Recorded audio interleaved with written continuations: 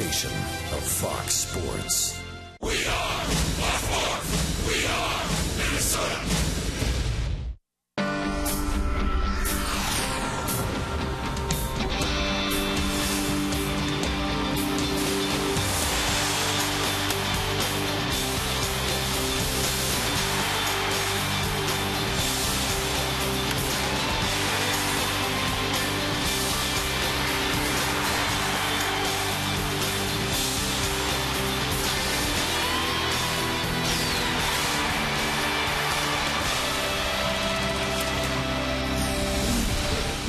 Opening day is right around the corner. 1 month from tomorrow, the Twins are busy here at Hammond Stadium getting ready for the 2012 season. Familiar names and faces are hard at work, hoping to have a much better season in 2012.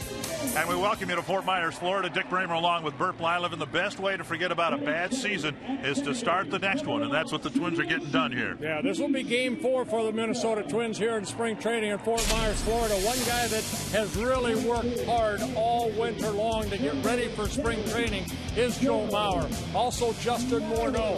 Both of them playing very well so far. They've been consistent, and that's what the Twins need. These guys, Dick, need to be on the field for spring training, and we're going to see them both in the lineup tonight. A lot of familiar names are gone from the Twins this year, but some new faces and names come to the roster, including tonight's starting pitcher, Jason Marquis. Yeah, Marquis comes in with some pretty nice credentials. He's won over 100 ball games at the major league level, signing as a free agent. This guy, when he is on, he'll get a lot of ground ball outs. Well, the Twins would like to forget most of what happened in 2012. So would their opponent tonight, the Boston Red Sox. They got a few skeletons in their closet after what happened last year. We'll have a Grapefruit League game here in Fort Myers, Florida in just a moment.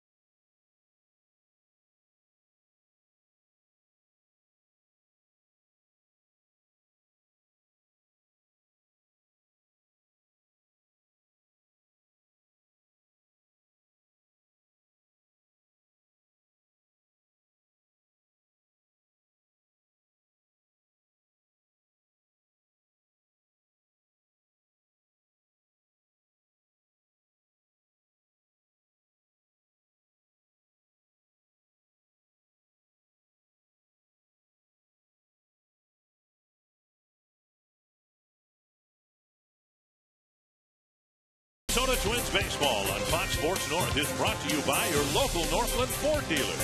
Visit your local Northland Ford dealer or go to northlandford.com.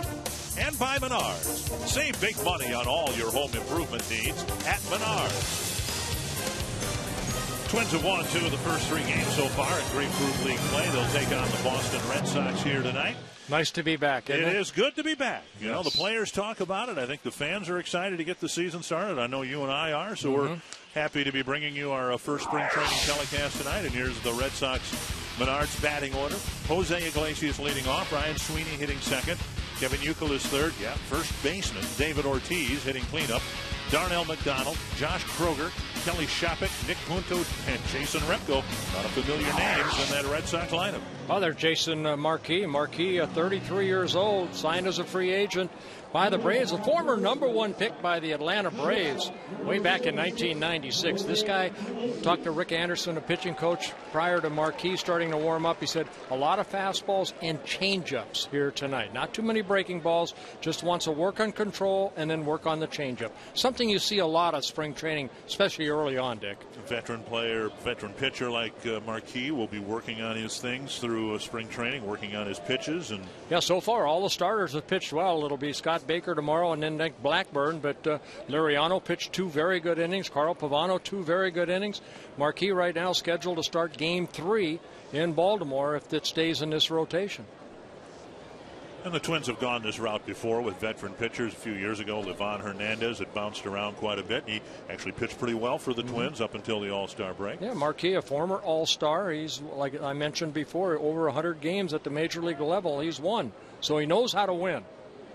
Jose Iglesias playing shortstop for the Red Sox, and he takes strike 1. Tim Cheetah, local boy, Twin Cities native, behind the plate for the game here tonight. Iglesias, Sweeney, and Youkilis to get things started for Boston. And missing inside. 1-1.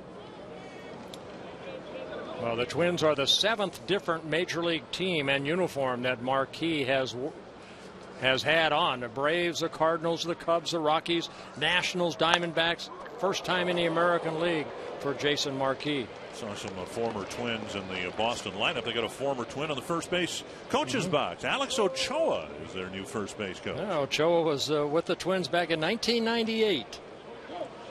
Some good years in the Major League. Good to see him back up here as a coach. 1-2 to Iglesias.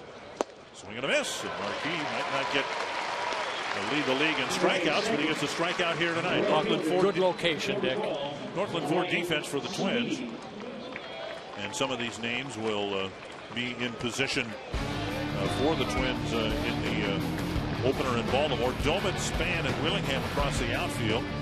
Michael Holloman at third. Dozier and Nishioka up the middle. Warno at first. And we've got Joe Mauer behind the plate. Doman new to the Twins, and he might see some time in left field, and he might see some time behind the plate. He won't see time in both positions in the same game. He's quick, but not that quick. Here's Ryan Sweeney. Sweeney has kind of bounced around a little bit, too. We saw him with the White Sox the last several years with the Oakland A's, and now his first year with the Red Sox. I'll tell you, we were talking earlier. When I saw Ryan Sweeney come up with the Chicago White Sox back in 2006, I thought they had a keeper, someone that's going to be in the big leagues for the White Sox for a long time, but it never really has panned out for him. He coming into the season, not a bad hitter, a .283 hitter, but no power. And this guy is 6'4", about 225. Last 2 years with Oakland, he had 567 at-bats and hit 2 home runs. Cedar Rapids, Iowa native. 3-1 now from Marquis to Sweeney.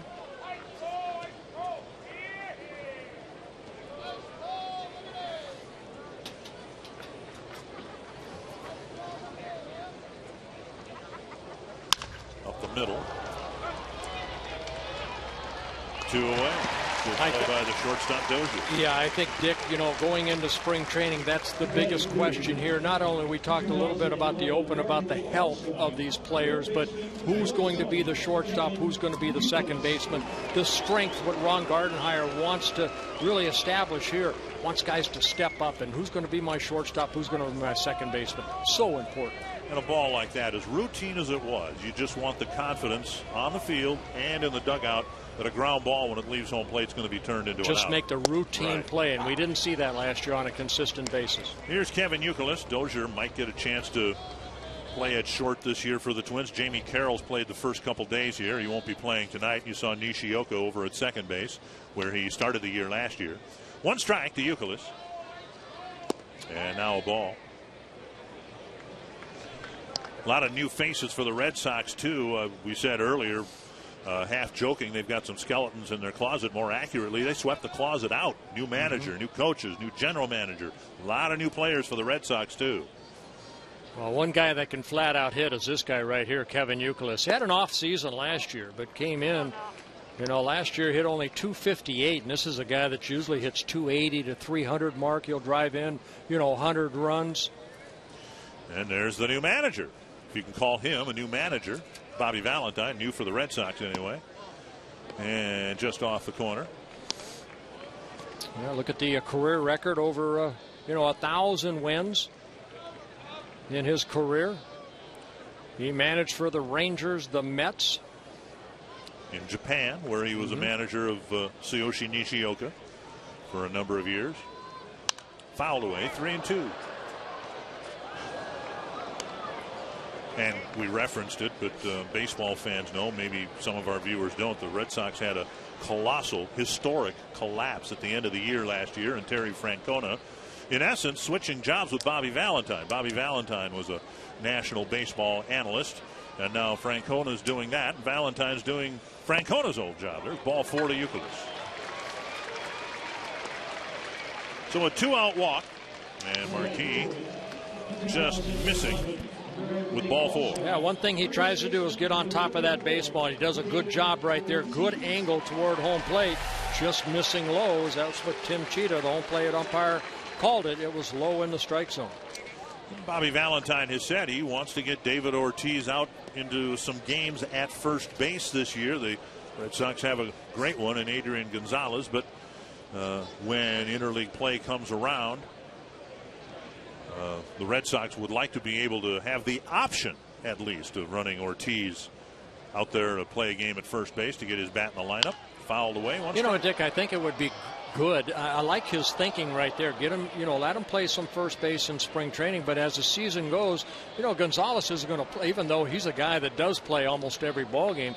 Good to give him maybe the DH role, or they say Gonzalez can also play some right field. They have him out in right field a little bit.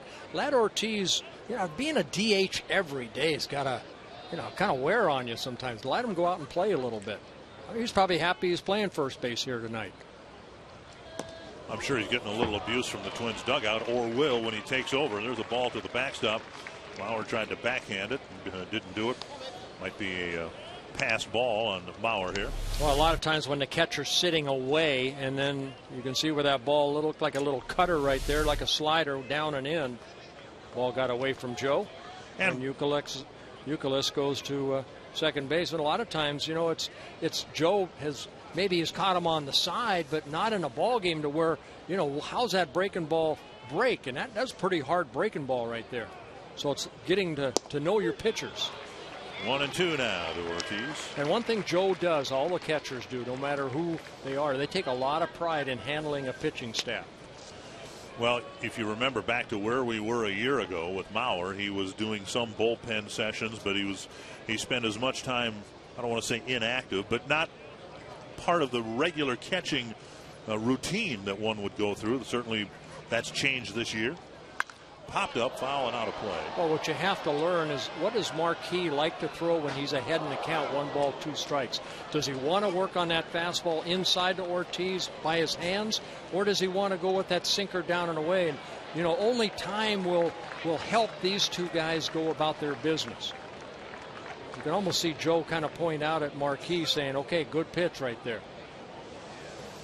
As a veteran pitcher, you want to throw. Marquis is going to basically throw what he wants. Joe can only suggest. There's a call to the strike. Good pitch. A 2-out walk does no damage. Youkilis left at second, and a good first inning for Jason Marquis.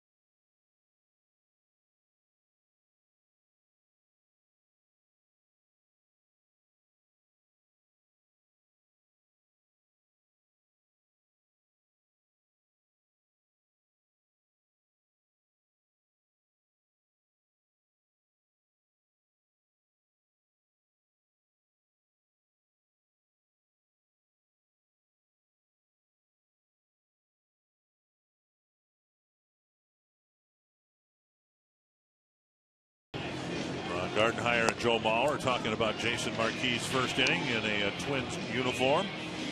Gardy and the coaches have tried to buckle down here a little bit.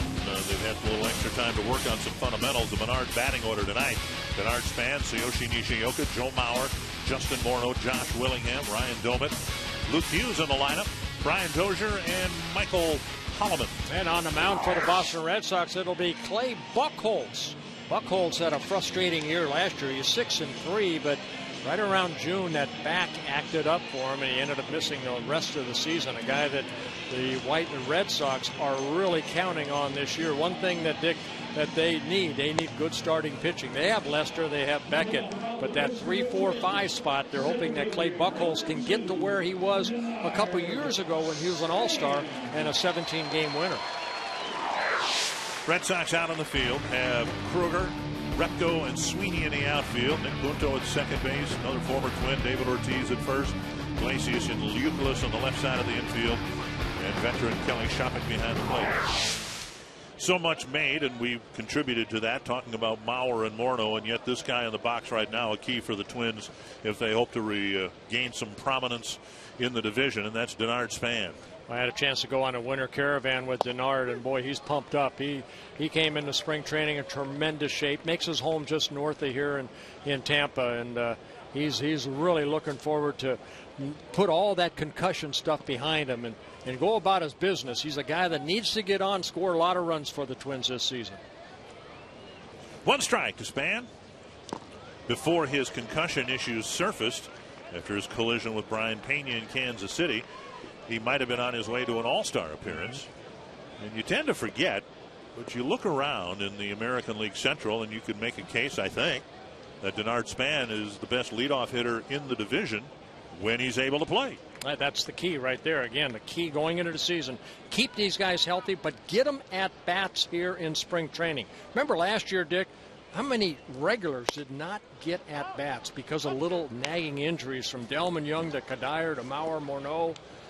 You need these guys at bat. I had a chance to talk to Tony Oliva before the ball game about the importance of these guys playing in spring training, and he said it's very important. He said, when I played, if there was 30 spring training games, I wanted to play in 20 to 25 games. I wanted to be ready for opening day.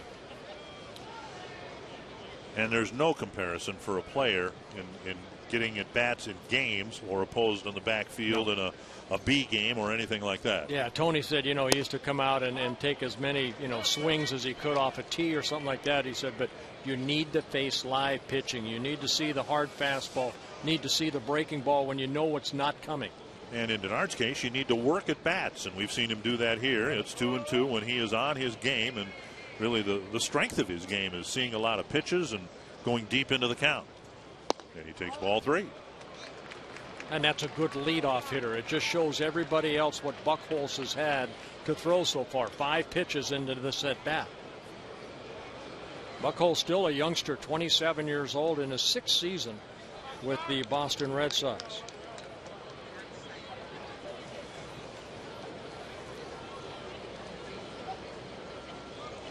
And he takes ball 4, so he fell behind.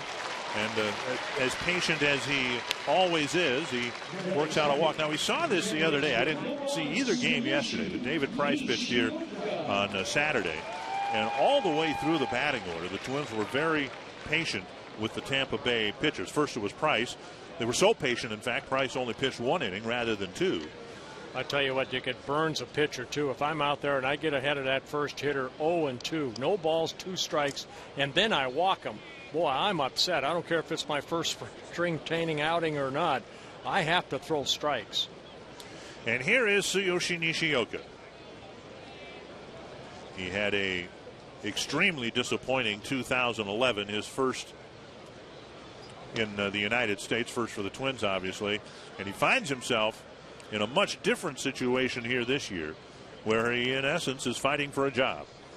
Well, you know what? You have to kind of back off and say, okay, here's a guy that came from Japan, signed a 3-year contract with the Twins, 2 weeks into the season, breaks his leg. And you see the good move right there by Clay Buchholz. He has a very good move to first base in one area that I know Jerry White's not there at first right now, or Scotty Alger, but They're going to time Buchholz toward home plate. And then Span, one thing he wants to improve this year is not getting picked off at first base. Scotty Elger in for Jerry White, who's been taken to a hospital today for some observation and tests. Wish him our very best. Up and away to Nishioka. A year ago, the question regarding Nishioka was where he would play, shortstop or second. And I guess in a sense the question is the same, but where will he play? In Minnesota or in Rochester? I mean, it's that extreme a difference between his status a year ago and where he is this year. So these at-bats very important for Nishioka. You know, you come to a new country, you get settled down. He had a frustrating year last year. He went home, thought about it. He's ready to compete for a starting job. 1-0 to Nishioka. Span leads off. It's 2-0, and Shopik has seen enough. That's 6 in a row outside the strike zone for Buchholz. You mentioned the Red Sox starting pitching, and they have had a lot of depth in that regard, going back to Daisuke Matsuzaka and some others that have come through there. But they are blessed to have 3 top shelf starters in Beckett, Lester, and this guy. If he can stay healthy, figures to be right in there with him. Well, they're hoping that John Lackey would be that 4th starter, but he's out for the year with the Tommy John surgery. 2-0 to Nishioka. And now 3-0.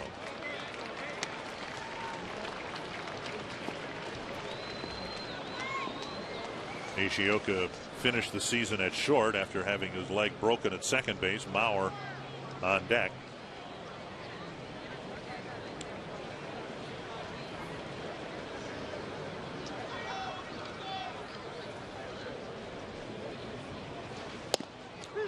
And 3-1. Nishioka looking down at Steve Little, a third base coach, maybe Span running right here. Buchholz fighting with his control. Will probably throw a fastball right here. This is what you try to do in spring training. Try to get the players moving. Try a couple things. This is a time to do it. Twins have worked very hard with Nishioka on his swing, particularly from the left side of the plate. What they've tried to do with Nishioka, in essence, is keep his head still, particularly, again, from the left side of the plate. He tended to have an awful lot of upper body movement over the course of his swing.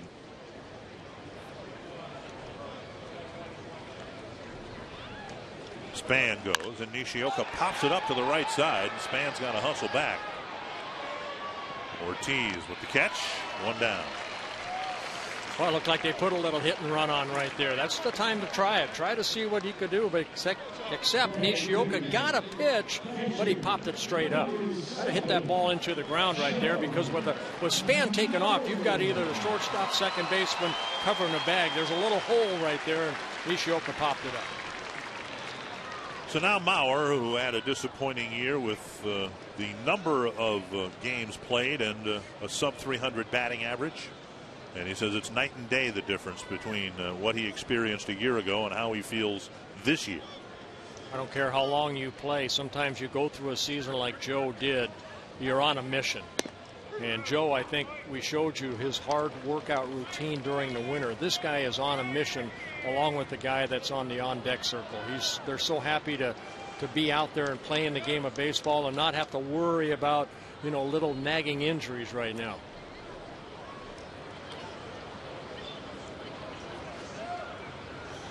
One strike to Mauer. And a lob to first. Span back again.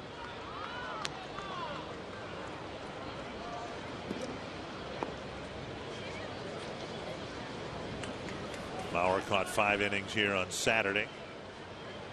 Didn't play in either game yesterday. Twins had a split squad date yesterday, winning 1, losing 1. Up and in just a little bit, 1-1.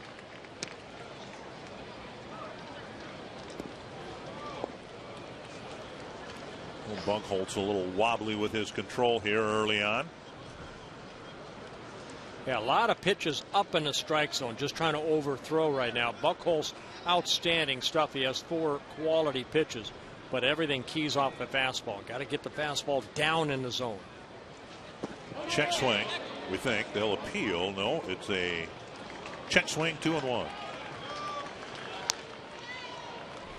Well, looked like he took something off right here, and Joe able to keep those hands back and the barrel of the bat back.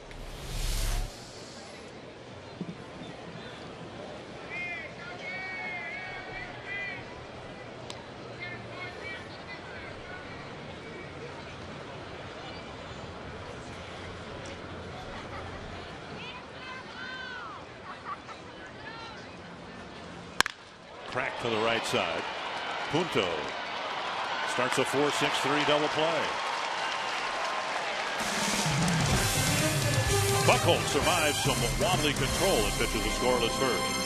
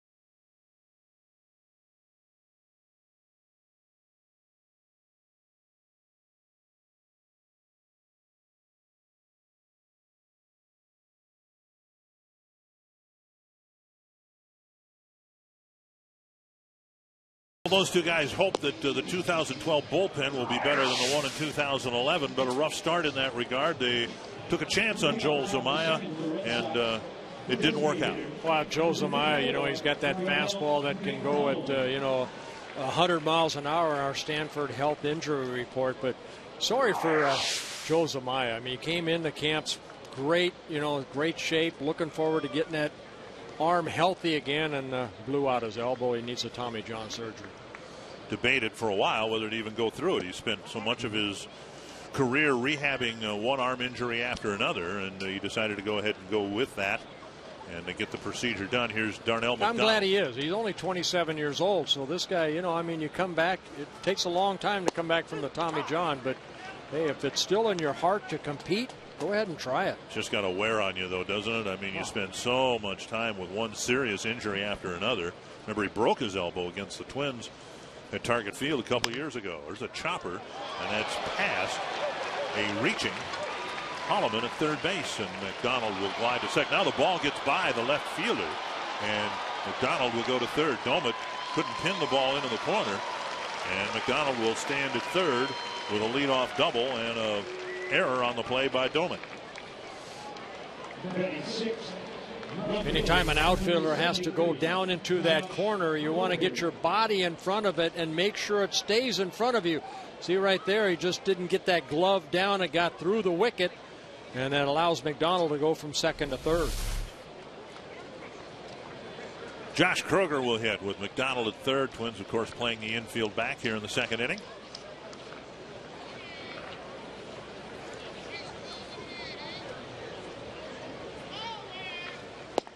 So for Marquis, and you talked about when he's on, he'll get a lot of ground balls. He's had 4 balls put in play, or excuse me, he's had 4 at-bats, 2 strikeouts, and the 2 balls put in play have been hit on the ground. Yeah, you know what, as a pitcher right here, all you're thinking is continue to throw strikes. the runner at third, 90% of the chance he's going to score right here. So just make good quality pitches. Don't let this inning get away from you. Sharply up the middle for an RBI single, and Kroger makes it 1-0 Boston.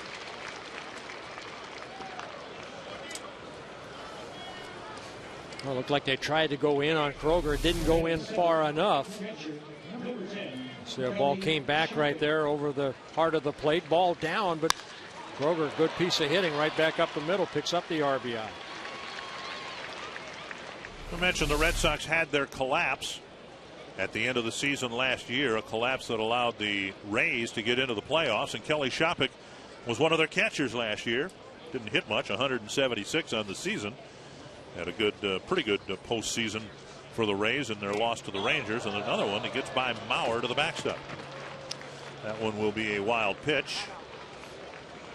Second wild pitch in for Marquis. Shopik squaring around, showing bunt. And that sinker short hops Joe Mauer back into the backstop. Well, Jason Varitek retired. He was the captain of the Boston Red Sox, and they, Varitek, even though he had a pretty good year last year after 16 seasons as a Boston Red Sox, came here to Fort Myers to announce his retirement. Right after Tim Wakefield did, and Wakefield another mainstay in the Red Sox roster.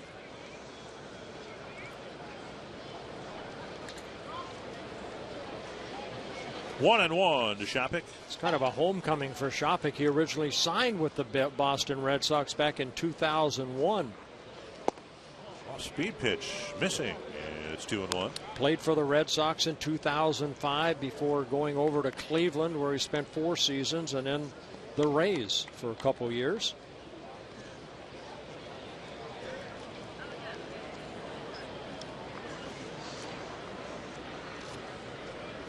Two and one to Shopik.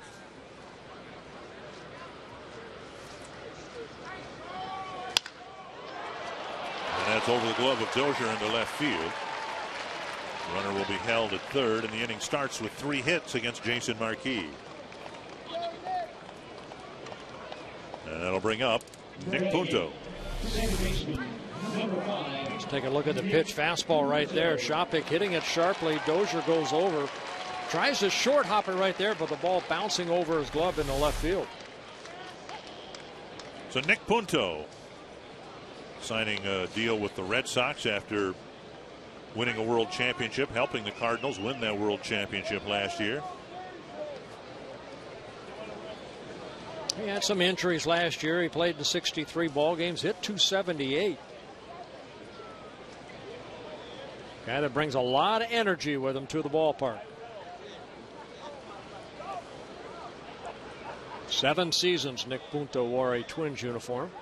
All those years in postseason play wanting to win a World Series, and he was limited to 133 at-bats for the Cardinals during the regular season, but played in 6 of the 7 games for the Cardinals in the World Series, and eventually he will get his ring. Boston ended up trading Marco Scutaro away, their shortstop last year, so there's talk that Nick Punto has that opportunity to be their everyday shortstop here in Boston. Well, the Red Sox are hoping he doesn't play much at second base as he is tonight, because that means something really bad happened to Dustin Pedroia. 2-0.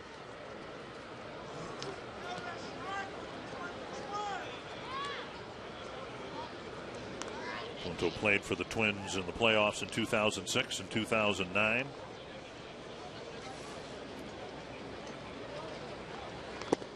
Another off-speed pitch missing. It's 3-0.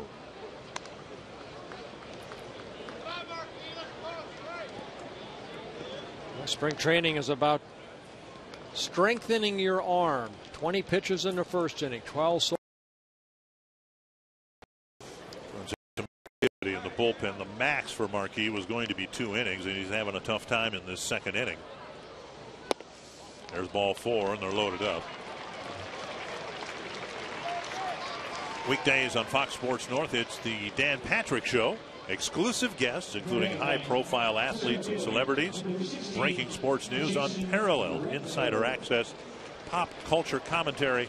The Dan Patrick Show, weekdays at 8 a.m. on Fox Sports North. It's Jeff Manship warming up for the Twins. So 1 run in, base is full, nobody out. And here's Jason Repko.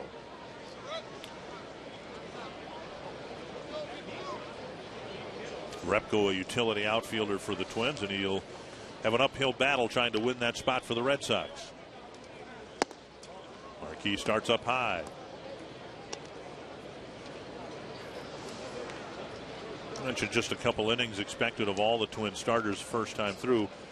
And I'm guessing that changed a lot. When you first came up with the Twins in 1970 and then in the early 70s, your first outing of the spring would usually last how long? About 3 innings. Really? Okay. Yeah, you try to go 3 the first time out. And Marquis really struggling here.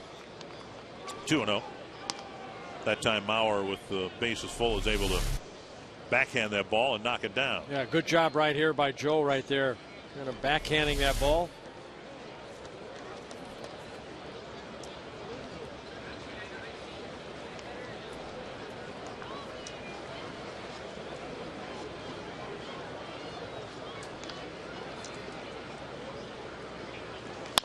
Repko. And they'll get 1 and not 2. Fourth play at second base. Repko gets credit for a run batted in with Kroger scoring. And it's 2-0. Now the ball not hit hard enough right there to maybe turn to double play. Repko getting down that line quickly. But he does pick up the RBI, and the Red Sox take a 2-0 lead. Runners at first and third with 1 out. This is where you need the ground ball hit a little bit harder, maybe turn a double play. Iglesias struck out, leading off the first inning. Beautiful night for baseball here. They're saying game time temperature 70 degrees. It's supposed to get into the 50s, I think, back home tomorrow.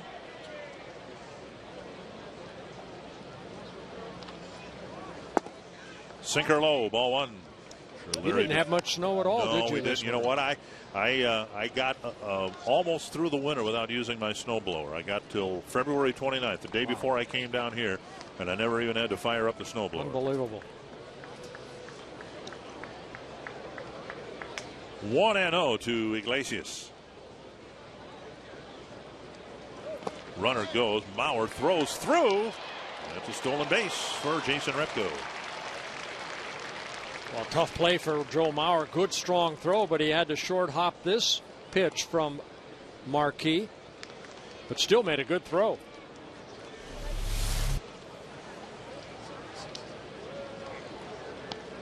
Well, you pick up the runner at third. Joe still strong arm at second, but Repko steals it. 2-0 now to Iglesias. Corner infielders playing even with their bases here. Middle infielders back. Swing and a miss. A mighty swing and a miss by Iglesias.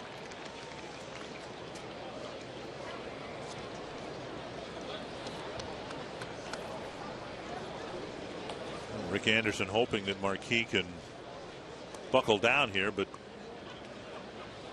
in all would be surprised to see a pitching change made if Marquis can't get Iglesias or the next batter.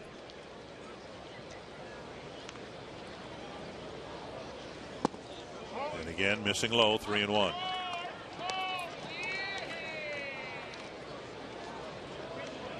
With Ryan Sweeney on deck. Well, you can see right there, too many balls to strikes.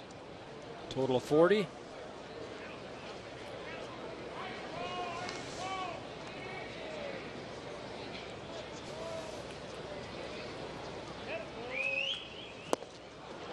Sinking fastball gets a swing and a miss. 3-2.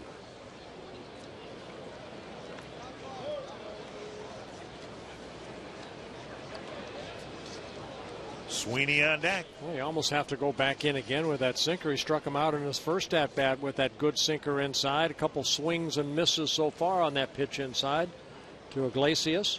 Iglesias only 22 years old, defecting from Cuba. Signed by the Boston Red Sox in 2009.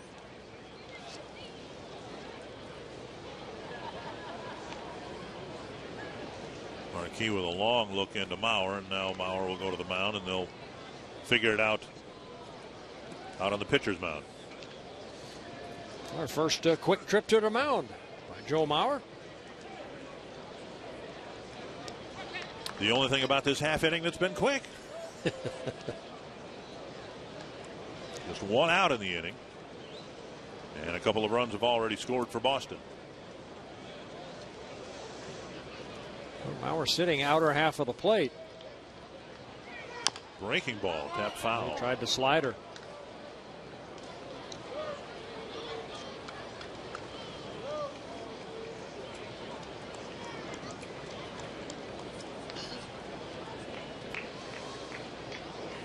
Struck out on 4 pitches in the first inning at bat, and now in his second inning at bat. He's seen 6 and will get a 7th.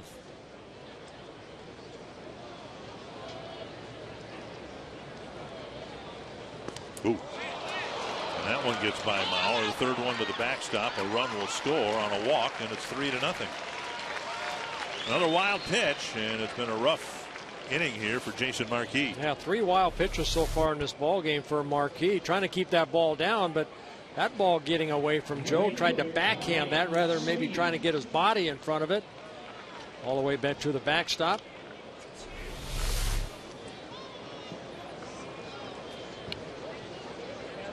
And Rick Anderson and Mauer both going to the mound. And Manship has had plenty of time to warm up. Twins open the regular season in Baltimore and then come home for the opening homestand after a 3-game series against the Orioles. And this year Fox Sports North is going to televise 150 games. I'm hoping to be there for all of them, and you're I'm doing 2/3 of them. 2/3 of them. Yeah, That'd be like right California around 100. map. Right around 100. Very good. Very good. Ron Coomer, Roy Smalley, and Tom Kelly will be filling in for Burke when he gets his well-deserved time off.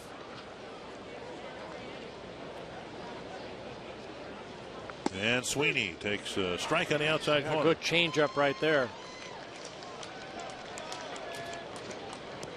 And we've seen Marquis do that. He's missed with that changeup a few times in some key spots. But again, that's the point of all this, is to get out there and develop command in those pitches. See, I liked working on certain pitches, but I wanted to get the guy out. I didn't want to throw 50 pitches in 2 innings. Just outside 1-1.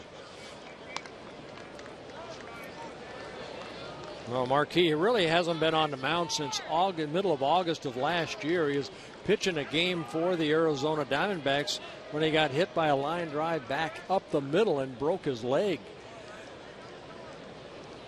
Started the season with the Washington Nationals, then got traded over to Arizona. Made only 3 starts for the Diamondbacks. Runner goes, and the pitch hack foul. So Ramsey Carotley coming into the booth. Our traveling secretary, probably wanting to know our plans this year. I don't have any yet. You do. You're going back and forth. You're going to be flying all over the country, aren't you? Taking time off. Ramsey takes good care of all of us. Yes, he does. Make sure the buses are there. Make sure the plane lands on time. 1-2 to Ryan Sweeney.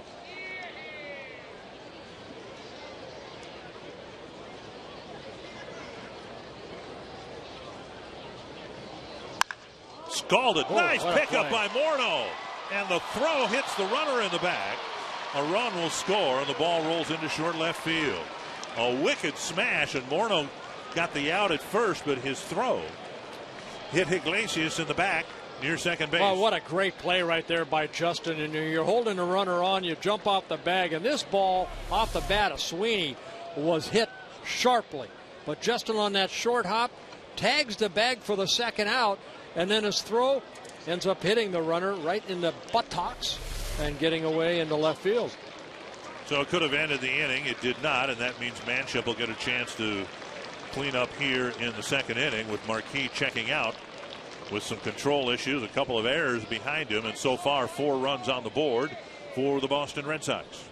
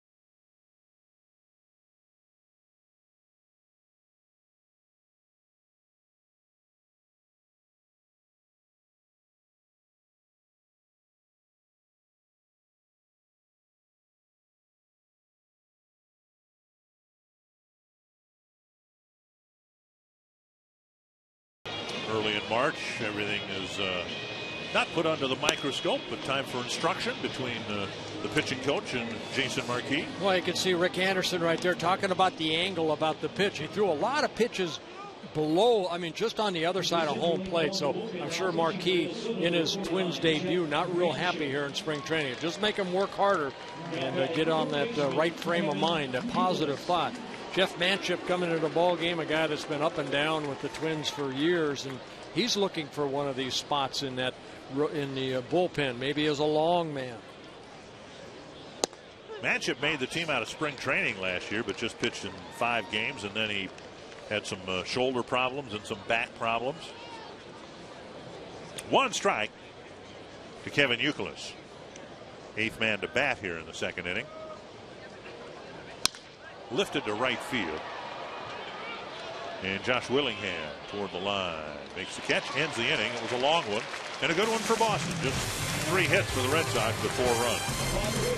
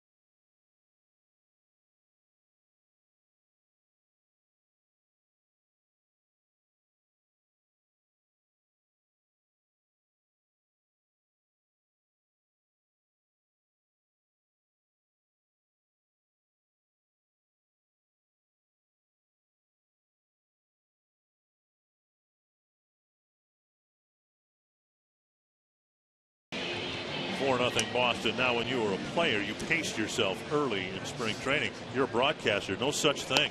Man, no. we're jumping right into a day game after a night game. How about that, huh? What were they thinking? I'm looking forward to going over to Port Charlotte tomorrow. Yeah, I am too. Yeah, I didn't have it written in my contract. I guess you didn't either. We'll both be there at noon tomorrow. Yeah, and then the Yankees come here Sunday. Next right? Sunday, yeah. Then we go to Lakeland later on. That's I'm going to Lakeland. I guess you got that written into your contract. Yeah. You're not going to Lakeland. Yeah, I'm not allowed in Lakeland.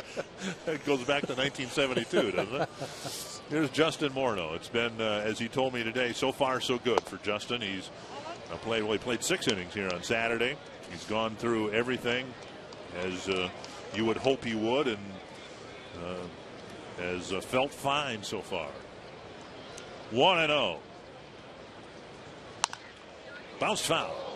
You know, little I know about concussions, I think, Dick, but what we've learned is that the focus.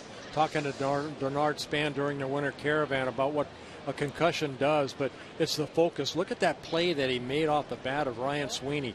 That takes a lot of concentration right there, and what he's doing right here in the batter's box, trying to pick up that ball off of the hand of Clay Buchholz and then react to it quickly.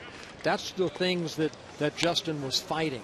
That word you used, react, I think baseball, certainly it's a game of strength. It's a game of speed, but it's a game of reaction. Whether you're pitching on the mound, you're catching, you're playing first base, or you've got a split second as to whether to decide to swing on this pitch or not. And Morneau lines it foul off the tarp. You know, I always thought that one of the hardest things of any sport is to hit a round ball with a round bat and hit it solid. And good swing right there by Justin, going down but lining it foul. 2-2 to Morneau leading off the second inning. Willingham and Domit will follow.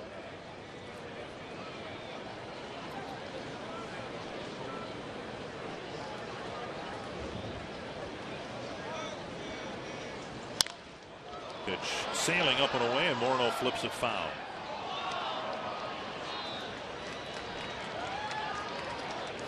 Morneau limited to 264 at bats. He had an assortment of other physical issues last year.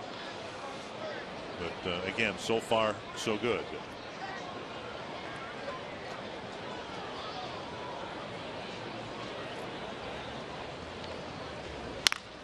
Little roller to second, and an easy play for Punto. One down. Yeah, Buchholz took a little off right there, and Justin a little out front, but a good at bat for Justin. One gone. That'll bring up Josh Willingham. Willingham's first with the Twins, his first year with the Twins. Spent last year with the Oakland A's, hit for some power, drove in 98 runs for a team that didn't score a lot of runs. Yeah, career high 29 home runs with the 98 RBIs.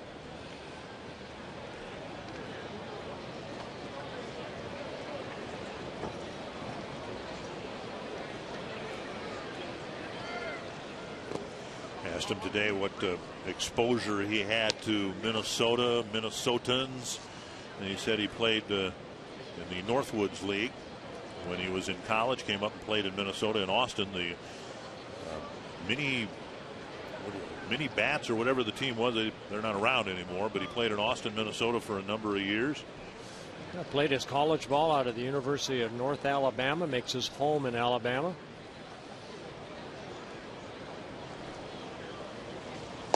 Fastball down the middle, and it's 1-2. Guy that has some power. 132 major league home runs. He came up with the Marlins, spent time with the Nationals, and then last season with the Oakland A's. Asked him what his impressions were of Target Field, and he said it was beautiful and big. And he'll try to beat the dimensions at Target Field about 30 times this year. He might have gotten hit by the pitch there, brushed his jersey, so he'll reach first base and get Domit to the plate. Well, Kelly Shofik really sat inside, and Buchholz tried to get that ball in there. Well, we'll see where Shofik's sitting. Put the ball a little bit inside. Just got the maybe his jersey right there. And so another guy with some pop in his bat, switch hitter Ryan Domit, who might be a backup catcher for the Twins, but he can also, as we have seen here today, be assigned to the outfield, coming out of the Pittsburgh organization.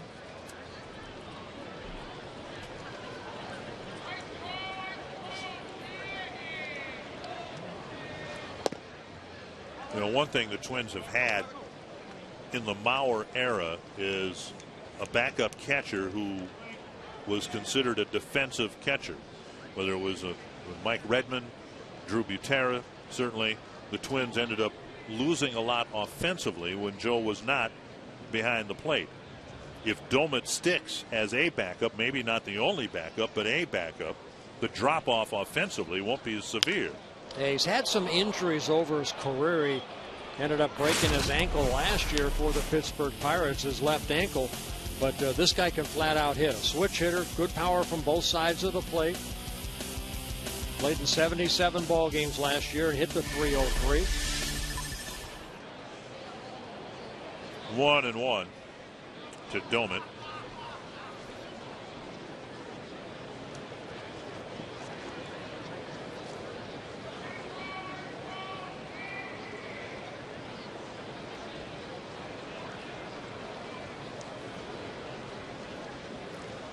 Swing and a miss.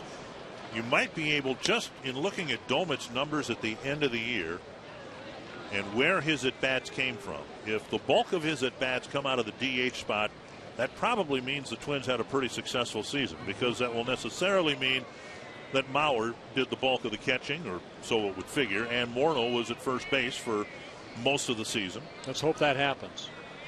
And that the outfield kind of stabilizes too, with Span and Willingham and whomever out there, Plouffe, Revere, whoever it might be. 2-2.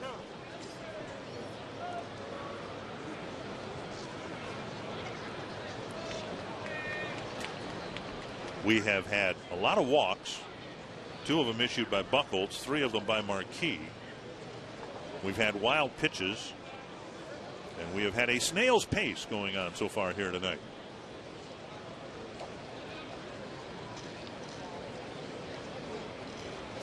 And another 3-ball count. My goodness, with the exception. See, Mornow's count, I believe, when he hit the ground ball to second, it was 2-2. But I think Buchholz called off a couple pitches too. Buchholz has had a 3-ball count with everybody he's faced. Luke Hughes on deck.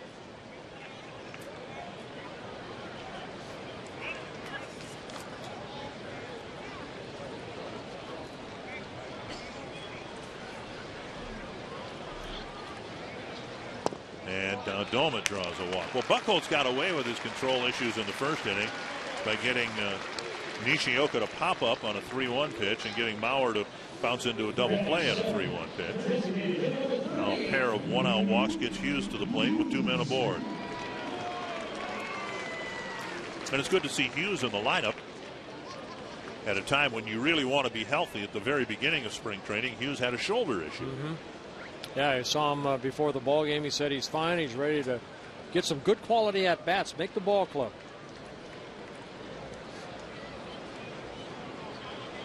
Hughes is the designated hitter. Hughes injured his shoulder in Australia in a home plate collision.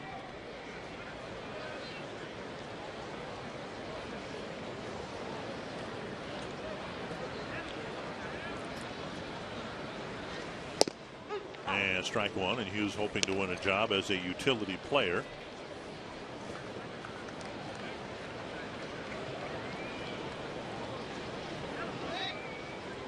One strike to Hughes.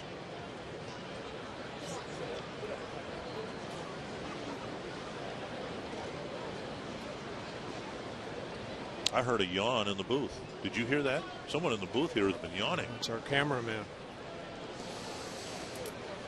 Certainly was not us. No.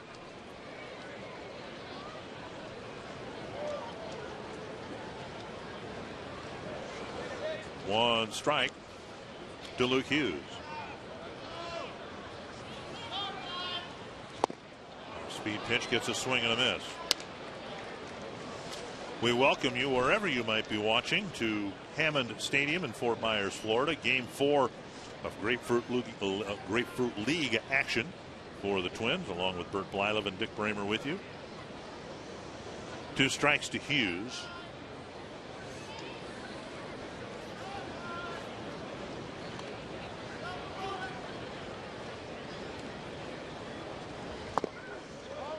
And inside, 1-2. Hughes with some pop in his bat. Will need to hit for a higher average.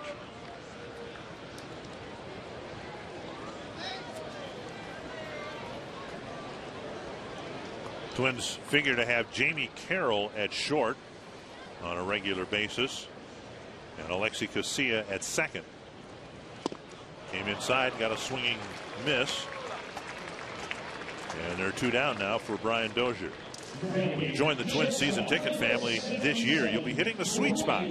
Purchase any of the Twins season ticket packages, and you receive sweet spot benefits that are second to none in pro sports. Call 800-33-TWINS. Visit twinsbaseball.com.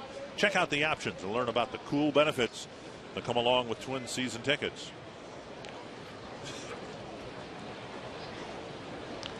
And Brian Dozier, who hopes to emerge out of this spring training as a promising middle infielder for years to come with the Twins. Now it is up for debate as to what his best position will be. Last year he played well at second. He played well at short. He gets the start here tonight at short. Yeah, Twins minor league player of the year last year. 1 strike. A high fastball and fouled it back. 2 strikes.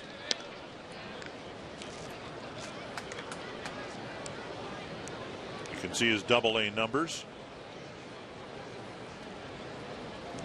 He saw teammates Joe Benson and Chris Parmalee make their debuts last year, and Some in the organization think that in 2012, Brian Dozier will make his major league debut. 2 strikes to Dozier. Breaking ball, swing and a miss, and Buchholz carves him up and strands a couple of runners in the second.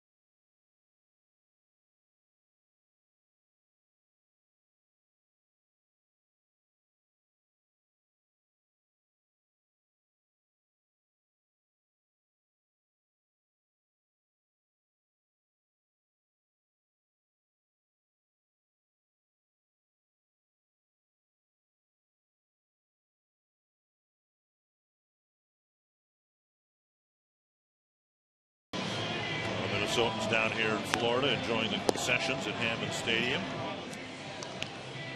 They got a thing here called the Richard Simmons platter. There's Jeff Manship, and you see numbers he put together last year.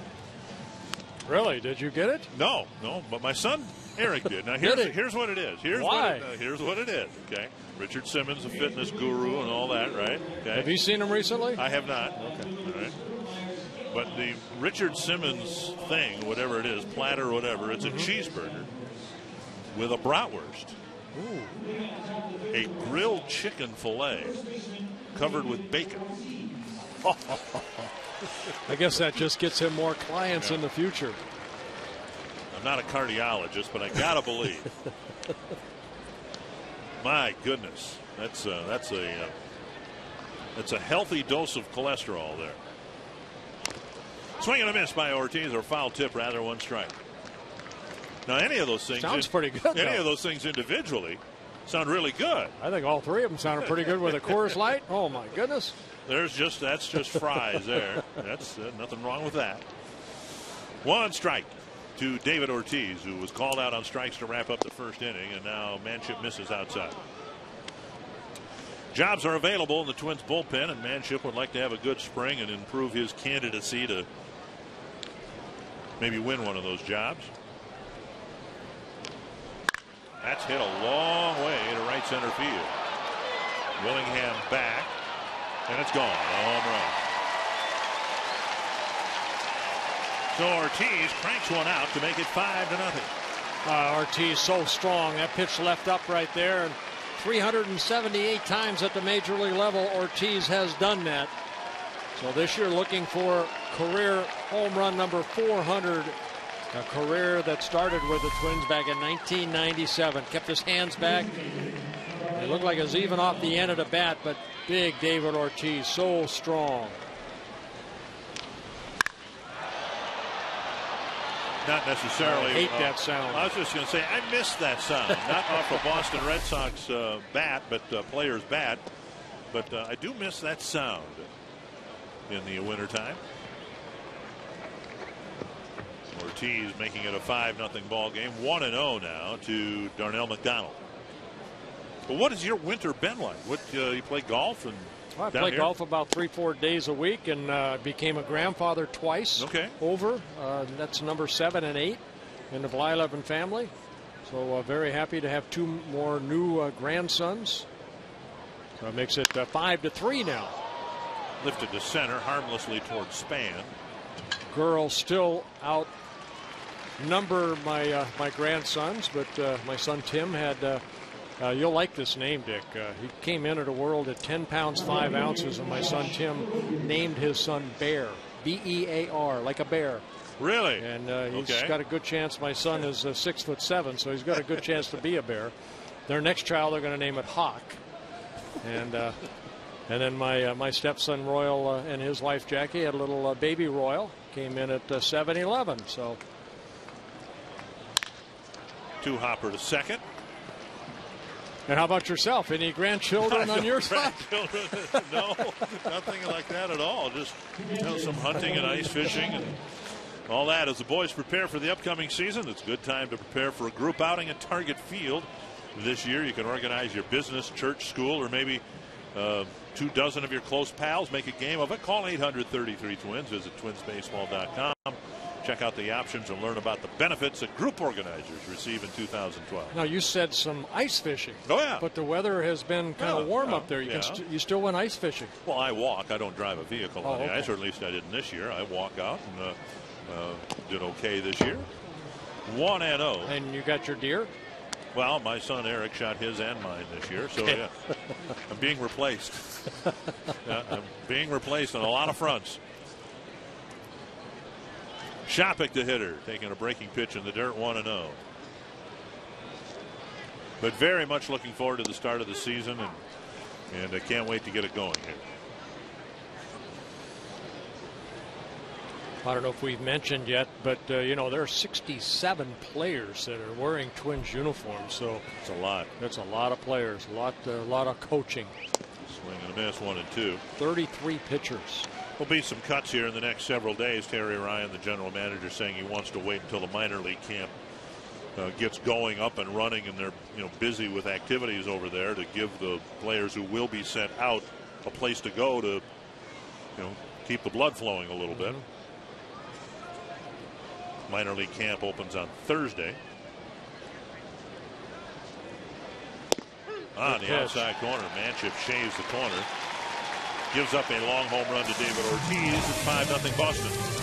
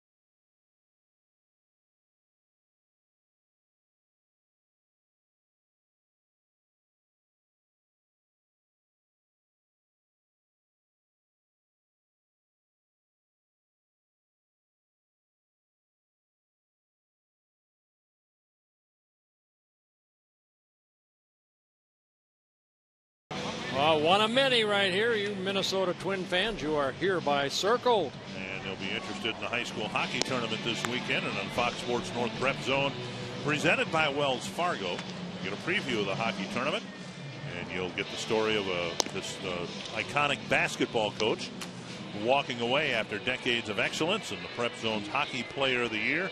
Fox Sports North Prep Zone tomorrow at 6:30, only on Fox Sports North.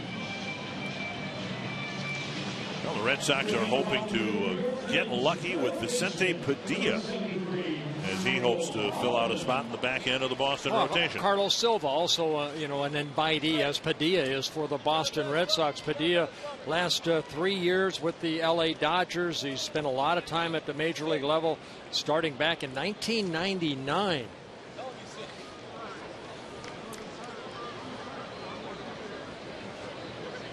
And he will face Michael Holloman leading off the third inning. Fastball down the middle, a strike.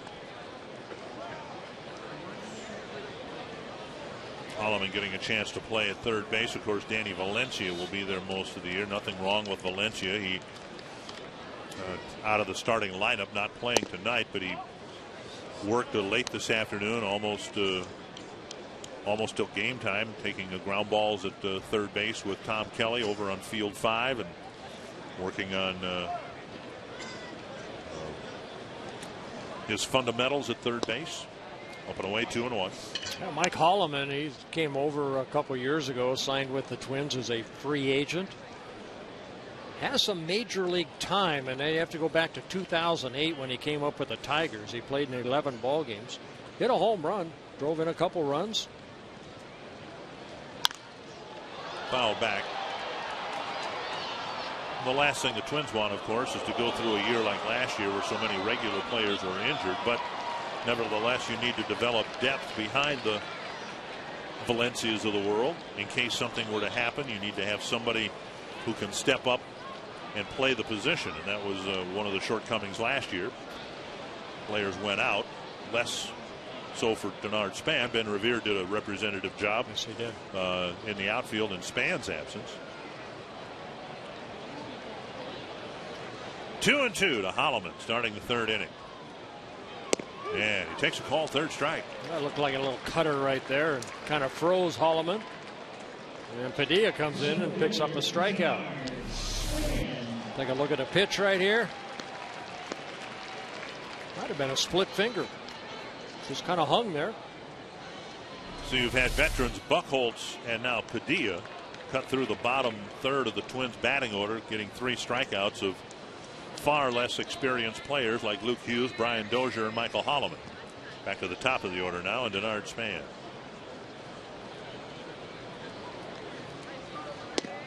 Big slow curveball, just missing. 55 miles per hour, and it's ball 1.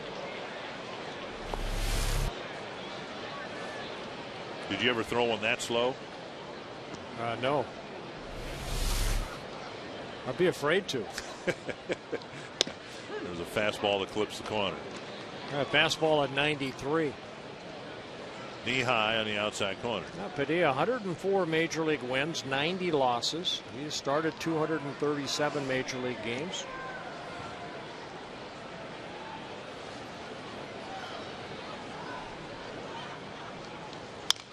Foul back. In the middle of the 2009 season, he was, shall we say, excused by the Texas Rangers. They owed him a lot of money. They decided to pay him off. And he was picked up by the Dodgers and actually pitched pretty well for them. Went 4-0. 7 starts. Yeah, spent a lot of time on a disabled list last year. 1-2 to Span. He fell behind 0-2 and worked out a first inning walk. And now 2-2.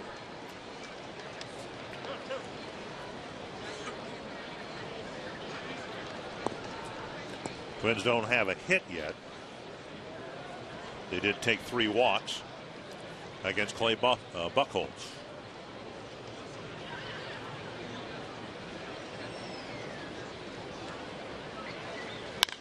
Lifted to left. And Kroger makes the catch out, number 2. And that'll bring up Tsuyoshi Nishioka.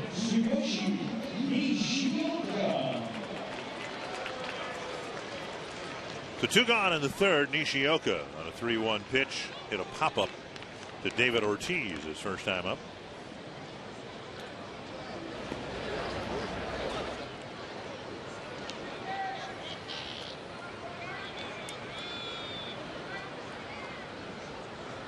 Inside, ball 1.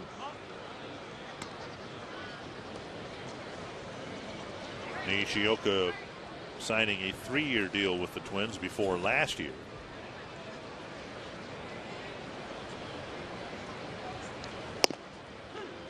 And a called strike 1-1. And we mentioned before that Boston manager Bobby Valentine was his manager for a few years in Japan. I was interested to hear Valentine's comments. He said he had Nishioka. Here's a little pop fly short right field. In fact, the second baseman will make the catch in the inning. Nishioka at times was the worst player in the league and the best player in the league, and that was in the same season.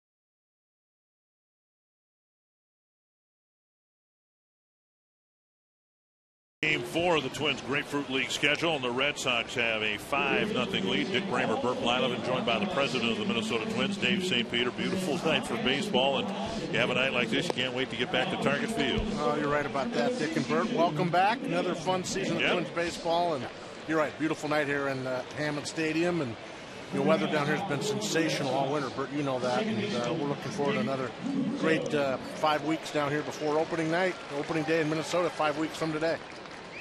When you look around, you see so many Twin fans here. What a great ballpark. Yeah, you know, we weren't really sure what was going to happen with our attendance with the Red Sox new JetBlue facility now being down in South Fort Myers, but we're well north of 100,000 seats sold for the season, and we're really excited that the fact that I think sellouts will once again be the norm here at Hammond Stadium. You know, their new ballpark, I drive by it every day. I'm staying out in that general direction, and about 10 minutes east of here. What, if anything, does the construction of that new ballpark mean for the Twins and their facility here? Well, I think it certainly establishes a new precedent within Lee County, and I think that, you know, in and of itself has motivated the county and the Twins to have, frankly, a lot of discussions about the future of this complex. You both know in 1991 when this complex opened, it was considered by most around baseball to be the model facility, and many of the new complexes in Florida and in Arizona have been modeled after the Lee County Sports Complex. So we now have the task to work with the county to make sure that it continues to be a state-of-the-art facility for the next 20, 25 years, and that's the discussions that we're having right now with the county. Now, I've read that they're talking maybe about some added seats here. Here's Holloman on the warning track, catching Punto's foul ball, 1 out. Yeah, Bert, you know, certainly fan amenities is going to be a big part of it. I don't know that we want a lot of extra seats because for all the seats you add, you have to add parking, and we're going to be somewhat limited there. But we do think there are some fan amenities. We look at the outfield, foul pole to foul pole. There are some opportunities, we think, to do some things there to allow fans to maybe move 360 degrees around this ballpark, much like they do at Target Field. Food and beverage opportunities, some different things around merchandise and retail. And then, of course, there's a huge focus on player development. You know, what can we do to make sure that this continues to be a competitive advantage for our ball club at the major league level as well as the minor league level. Now, one thing, Dave, I know that there are 3 main fields in the minor league complex. Of course, they have one here that's adjacent to the ballpark here where they call Field 5, but the county has done a good job of purchasing some property to maybe add another field or 2 for the minor leaguers. Yeah, we have more than 200 guys in camp. So, frankly, this year we're actually using some of the fields over at City of Palms, which is of course the complex the Red Sox have vacated to move to JetBlue. We'd like another practice field. That's a big priority for us, as well as obviously just all of those modern amenities around training and hydrotherapy and those things that I think have been pretty standard now across Major League Baseball. Well, I know over at Jet Park, that's what they're talking about. Their training facility, a weight room, something that, back when this ballpark was built, weights weren't as well, and we prevalent added in baseball. And as you know, we added a major weight room that now both our Major League and minor league group share. But, I think we'd like to ultimately see more of that and perhaps have a separate room for the Major League guys versus what goes on at the minor leagues. Liam Hendricks, a Twins pitcher, former Twin Jason Repko in the box, 2-2, the count, 1 down. Dick Bramer, Burt Blyleven, joined by the president of the Minnesota Twins, Dave St. Peter. Hendricks made his major league debut in 2011. And now 3-2. Well, David, we mentioned right off the top the regular season opener is a month from tomorrow in Baltimore, and then 3 games at Camden Yards, and then the first homestand. Albert Pujols and the Angels opening up the season this year. Yeah. Ball third strike, 2 down. Obviously, if you look at our schedule early, it's not easy. We're going to see a lot of good teams, and I think that's good. We'll sneak up on some people, I'm sure, and obviously we're excited to have the 3rd year at Target Field, April 9th, the home opener, and who better? Let's jump into the deep end of the pool against Mr. Pujols. And then the Rangers, the World Series representative from the American League the last 2 years. Exactly, and of course the Red Sox come in April as well, and it's going to be exciting. And that ball dies in the grass, and Iglesias gets a bunt single. He popped it up, but Holloman was playing back halfway on the infield dirt and had no chance to catch it on the fly. A 2-out single. Well, as you know, Dave, it all comes down to good pitching. And, the Twins have to get off to good pitching at the beginning of the game. Iglesias showing off his speed right here. Good bunt. How about that double play he turned? That was an impressive turn, I thought, as well. That kid can really play defense. Yeah, only 22 years old, a guy that defected from Cuba. But, when you have a guy like, say, Dustin Pedroia that you work out with, and, He's one of these guys that has a baton that's going to pass it on to these young kids right here. You need those veterans to do that. Ryan Sweeney takes ball 1. Sweeney so far a bouncer to short. And he hit a smash that Morneau was able to spear and turn into an out. Morneau, his throw to second base hit the runner, and another run scored. The Red Sox scored 4 runs in the second. Ortiz hit a home run in the third to make it a 5-0 game. Well, Dave, we talked about the temperature tomorrow. I believe in the Twin Cities supposed to be in the low to mid 50s, and I know Larry DeVito's probably relishing days like that to get out on the field and get the Target Field ready for the open. Where do I sign up to get 50 degrees on opening day on April 9th? I'd take that right now. But and we've had a few of those days this winter up in Minnesota. No, we're feeling really good about our playing field. It's it's in sensational shape. We really haven't had to turn the playing field, the heating system below the field on all winter because it just hasn't been that cold. So outside, a delayed steal and a stolen base for Iglesias. He hesitated, took off, and then Mauer's throw was high, and it's a 2-out steal of second for the shortstop. Yeah, Dozier a little late getting over there. Joe Mauer, and then takes off and makes a throw just high. So Iglesias, second stolen base for the Red Sox in a ball game. 2-0 to Sweeney.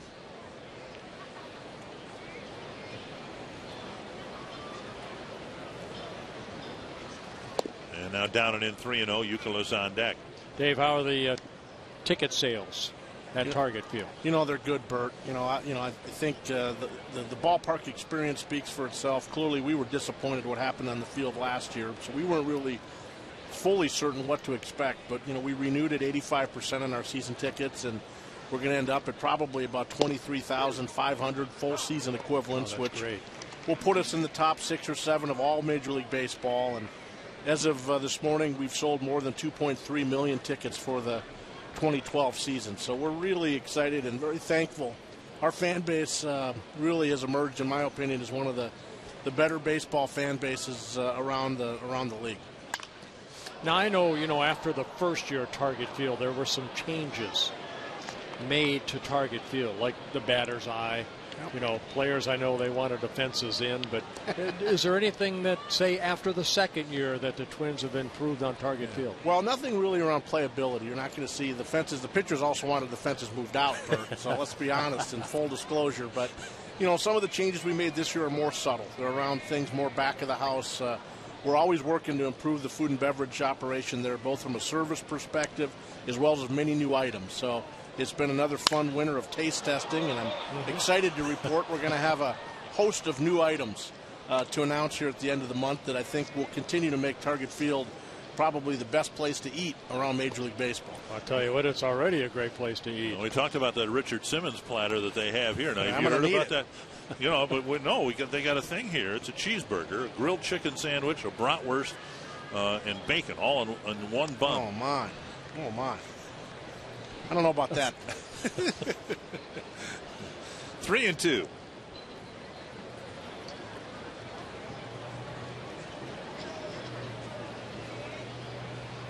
Hendricks trying to pitch out of a terrible situation here in the fourth inning. Deep fly to right. No, he's okay. Willingham with the catch. Our thanks to the Twins president Dave St. Peter for stopping by. It's 5-0 Boston.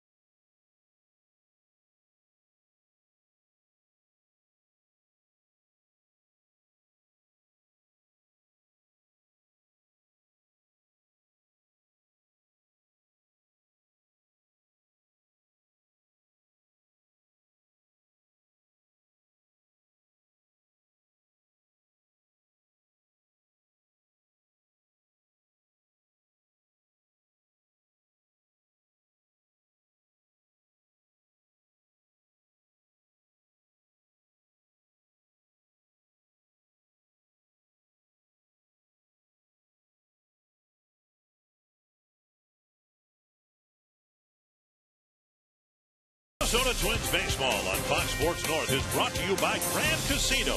The best stories start here. By Sanford Health. And by Window Concepts of Minnesota. Twins down 5, but Mauer, Morneau, and Willingham will hit against Padilla here in the Twins' half of the fourth inning. Padilla starting his second inning. There's that big, slow curveball. This time he got it over for strike one. Backed it off to 53 miles per hour that time. We saw Livan Hernandez. We mentioned him before. He had that very slow breaking ball he would throw at times. 1 strike to Mauer. On a fastball down and in the low 90s. 1-1. Mauer bounced into a double play to wrap up the first inning.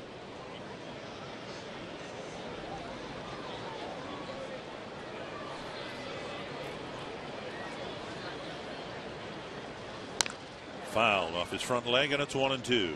So he saw the big slow curveball, then fastball down, then Padilla kind of cut a little fastball in on him. Joe ends up jamming himself.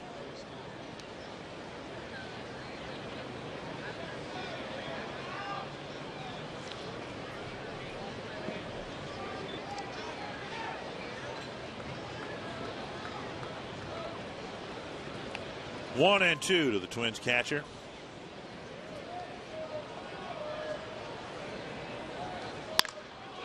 And classic Mauer fashion, a sharp single to left, a leadoff hit here in the 4th inning. Yeah, first hit for the Twins. Padilla tried to sneak that fastball by him, and Joe, very quick hands, just slapping the ball the other way. So Mauer aboard to start the 4th, and that'll bring up Justin Morneau.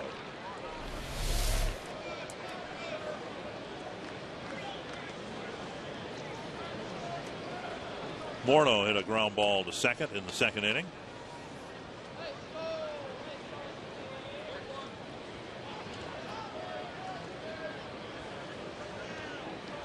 Beyond Mauer and Morneau's presence in the middle of the lineup, there needs to be a power presence in the middle of the lineup. The Twins need Mauer playing, but they also need him hitting more home runs. They need Morneau hitting more home runs, and that's why Willingham was brought aboard. Again, Willingham, 29 home runs. Hopefully he can create some of that power. Outside, 1-1. These guys are going to get on base. I mean, Mauer's going to get on. He's a career 300 hitter, 3-time batting champ. This guy, former MVP, he stays healthy. He's going to get on base. He's going to hit some long balls. But you need someone behind Justin to protect Justin, so pitchers don't say, well, I'm going to, pitch around this guy to get the next guy out. Lifted foul over the Twins dugout, 1-2. Just lineups complementing each other.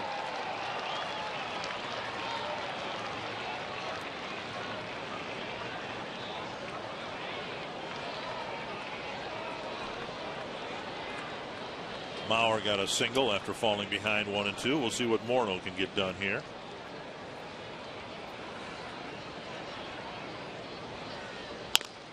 Another pop-up that'll reach the seats.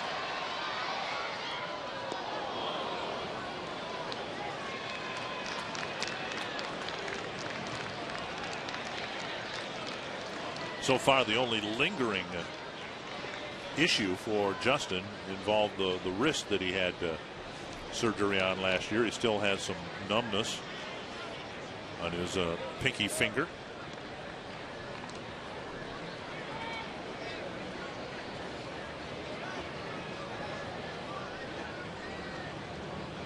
Shopik sets up inside,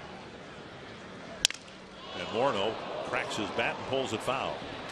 So they got it in there enough to crack his bat. Oh, he went in with that slider right there, not the fastball, the breaking ball, and Justin hit it foul. The Yankees tried it last year when they brought in Garcia and Colon. With Boston losing Lackey and probably Dice K, they're giving guys like Padilla, also Carlos Silva, an opportunity, maybe be that 4th or 5th starter. Guys that are out of basically their careers, they have to step up again and see if they can again compete at this level.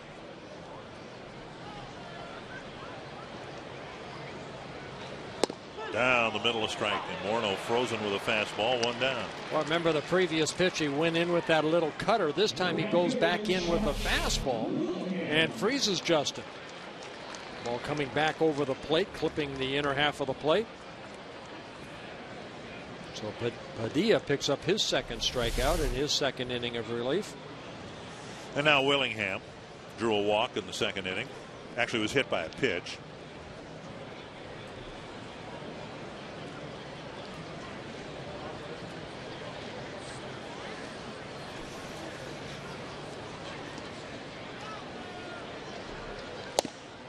And a fastball on the outside corner. Willingham, some would say, replacing Michael Kadire in the Twins lineup, but he's taken Jason Kubel's number.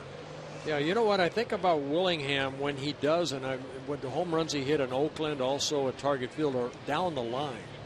And, that's the place that the Twins feel that Willingham, that's where his power is. He's a pull hitter that has power down the line. It's hanging up in left field, and a diving attempt, but no catch made by the left fielder, Kroger. So 1st and 2nd now, 1 away for Ryan Doman. Well, good effort right here by Kroger. That ball kind of a jam shot right here, but Willingham hitting it out there, And a little bit of a line drive. Kroger comes in like he had it in his glove, just kind of trickled away. Hit the top of his glove. Good effort. Doumit walked his first time up.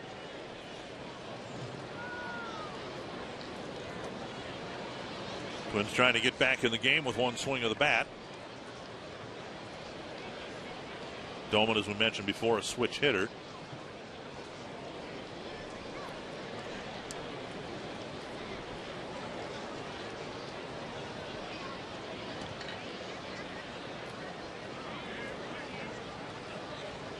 Inside, ball one. Doumit's played some at first base.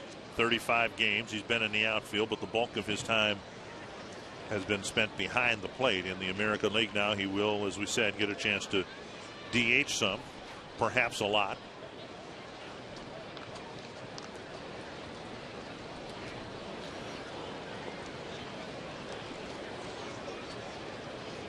Career high 15 home runs with the Pirates in 2008 when he hit .318 in 431 at bats.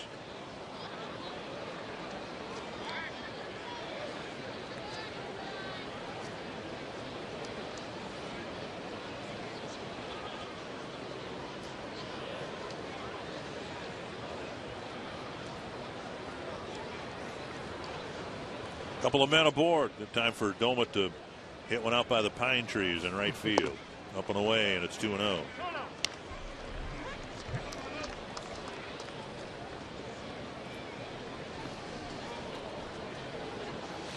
That high? That high pine tree? Or palm tree? 2-0 to the Twins left fielder. Tapped foul.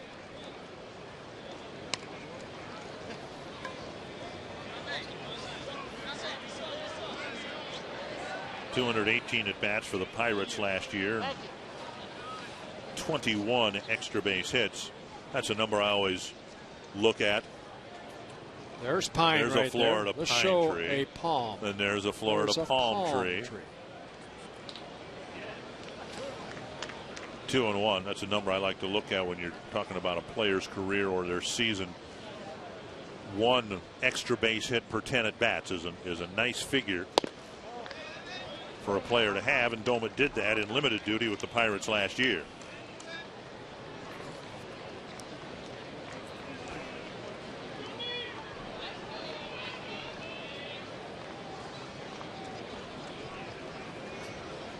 Three and one. Twins threatening to get their first run here in the fourth inning.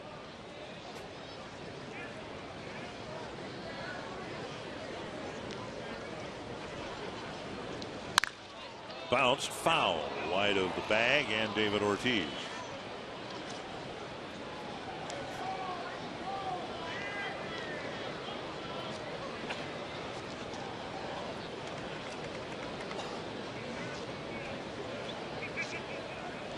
Padilla wants a different baseball. Twins facing the Red Sox. And as Dave St. Peter said, Red Sox will come to Target Field in late April.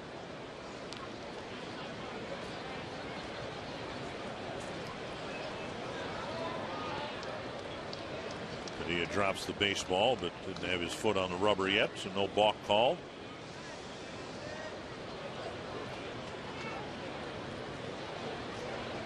And Doumit stands in. Another 3-2 pitch coming. Line into center field. Mauer will go to third, and he'll be held there. The bases are loaded. So a good at bat for Doumit. He crunched it and lined it past Punto into center. And now the Twins have the bases loaded with one down. Yeah, Mauer had to hold up at second base because Nick Punto went for that ball, and it just got over his glove. Doumit going out, getting a pitch outer half of the plate, but lining it back up the middle. Now watch Punto right there. That's why you have to hold up. Once that ball got through, then Joe takes off, but he was stopped at third by Steve Little. Twins had a one-out threat going in the second inning, but then Buchholz struck out Hughes and Dozier, and those are the next two batters scheduled to face Padilla here with the bases loaded and one out. Hughes went down swinging for out number 2. Dozier went down swinging to wrap up the threat.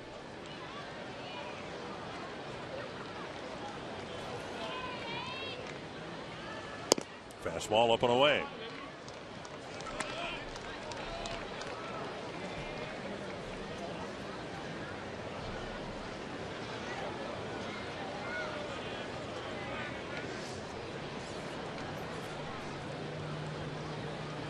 There's Dozier on deck. A belt high strike, 1-1.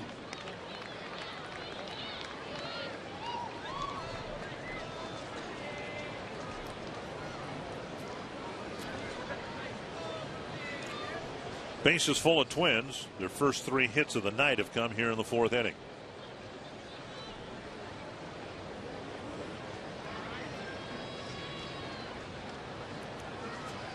Popped up in foul ground. Ortiz tracking it. Out number 2. And Dozier will have another chance, this time with the bases loaded.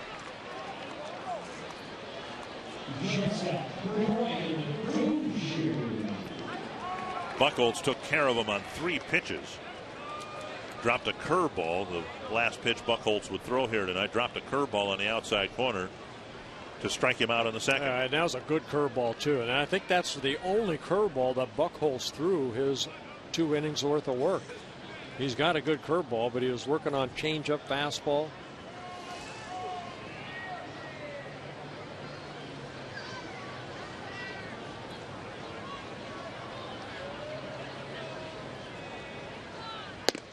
Up high, ball 1. So again, under the premise that Dozier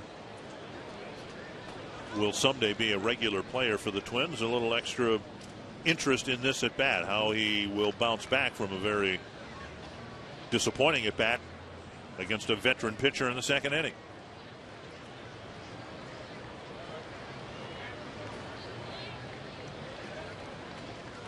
Up high. Oh, I beg your pardon. A called strike, 1-1.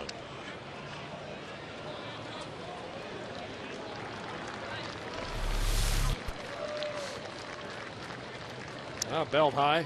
See Shopik holding it. Letter high. Oh, letter high. First one I thought was belt. That's letter. 1-1 to Brian Dozier. And now outside, 2-1. Padilla, the second Boston pitcher. He had a 1-2-3 third and has run into trouble here in the 4th.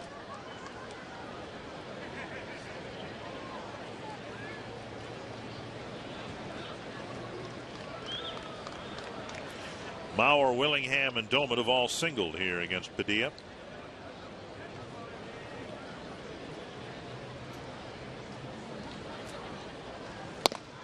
Just off the plate, and it's 3-1.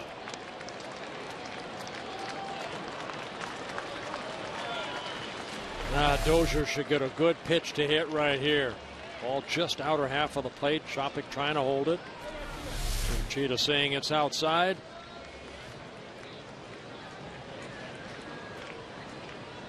Three and 1 to the Twins shortstop.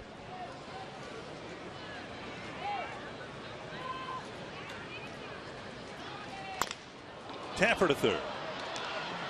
And Youkilis slings it across. Close play. I tell you what, Dozier almost beat that out. But the Twins leave the bases full in the 4th inning, and it's still 5-0 Boston.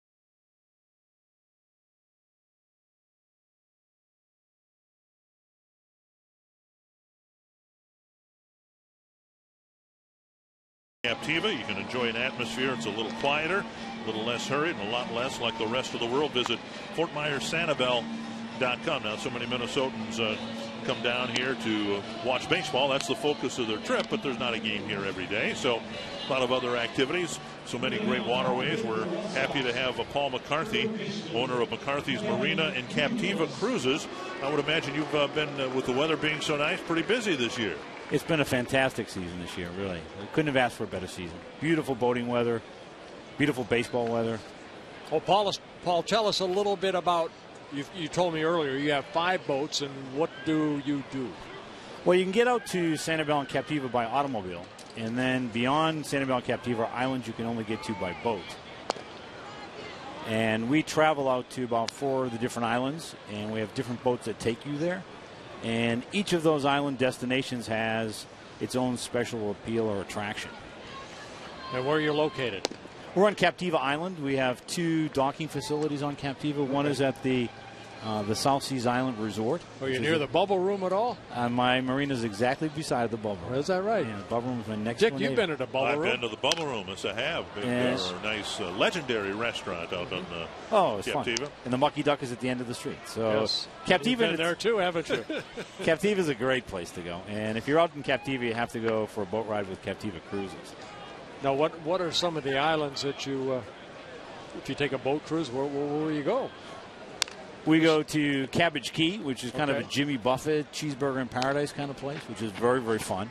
Usupa Island was a millionaire's fishing club in the early 1900s, and it's still a private club today, a fantastic destination. We go to Cayo Costa, which is a state park wilderness island, which is fantastic for shelling and going to the beach. We go out to Gasparilla Island, to Boca Grande, which is a beautiful little town. We do a trip over to Pine Island, which is across Pine Island Sound from us, and we do a whole program over there. So we travel to a bunch of different islands, and we do sightseeing, dolphin cruises, sunset cruises, sailing cruises. Towering pop-up, short left field. Dozier out in the outfield grass.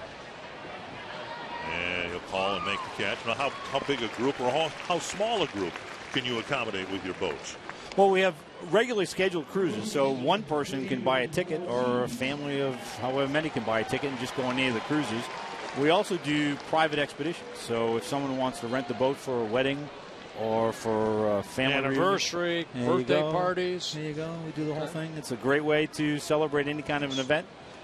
We have a website, CaptivaCruises.com, and people can kind of check it out.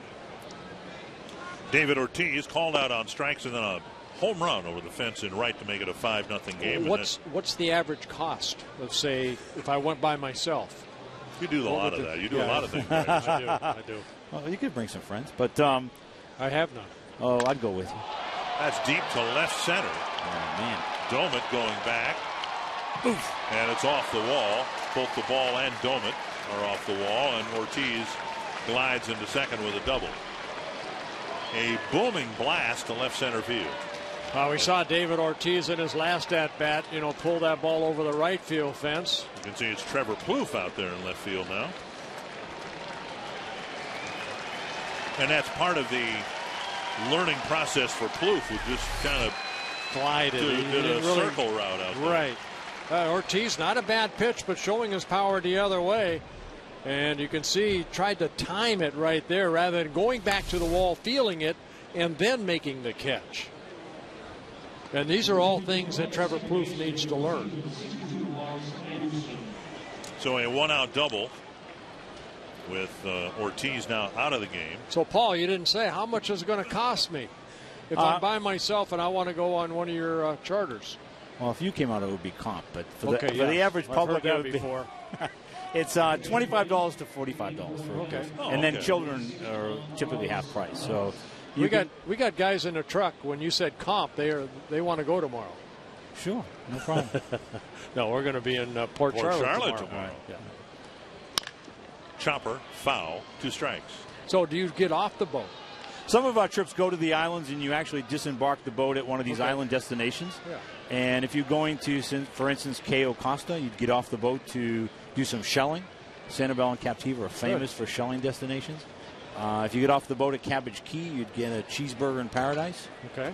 If you get off the boat in Boca Grande, you spend some time shopping in the town and visiting the Gasparilla Inn. Any chance to see a lot of wildlife? Dolphins, excellent. We do, on all of our trips, you're likely to see dolphins jumping right beside the boat. It's one of the big attractions of Sanibel and Captiva Islands. We have maybe 300 resident bottlenose dolphins that live here year-round, and on any of our excursions, you're likely to see the dolphins in the wild jumping beside the boat. It's quite a sight, I'll tell you. Very nice.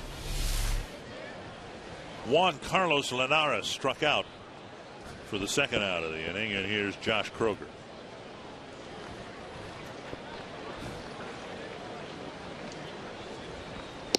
And there's strike one. Kroger on the night, a single and a run scored in the second. Then he bounced to second in the third.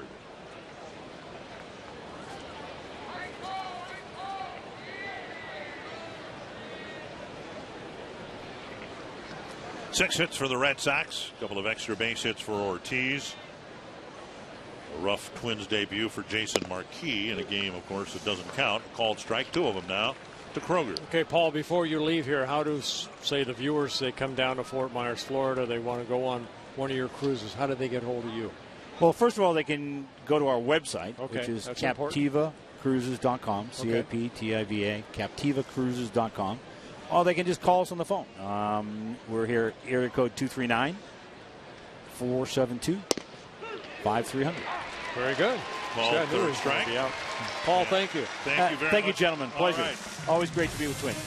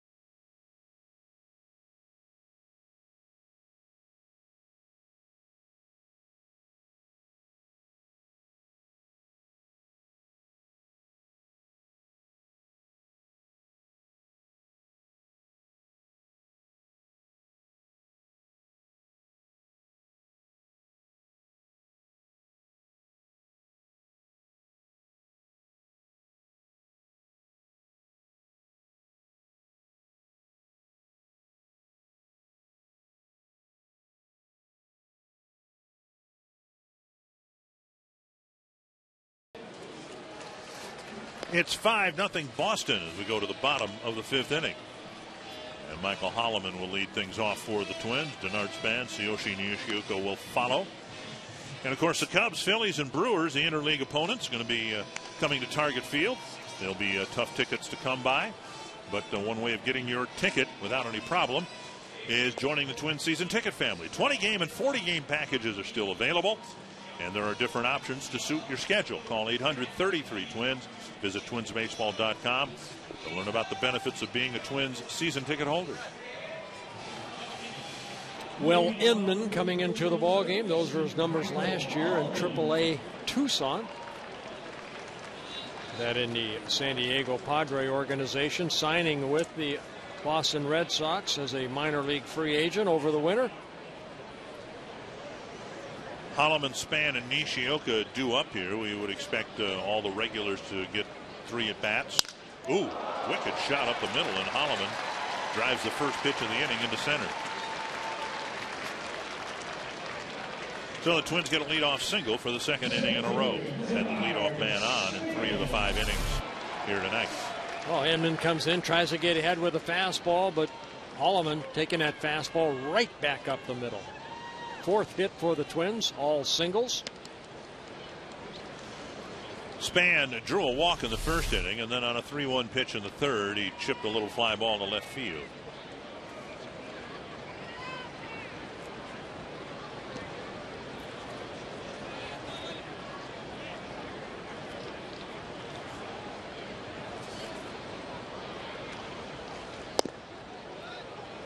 And Span takes ball 1.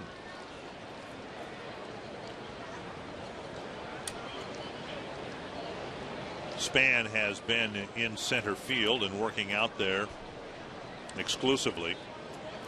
Ben Revere, when he has played, has been out in left.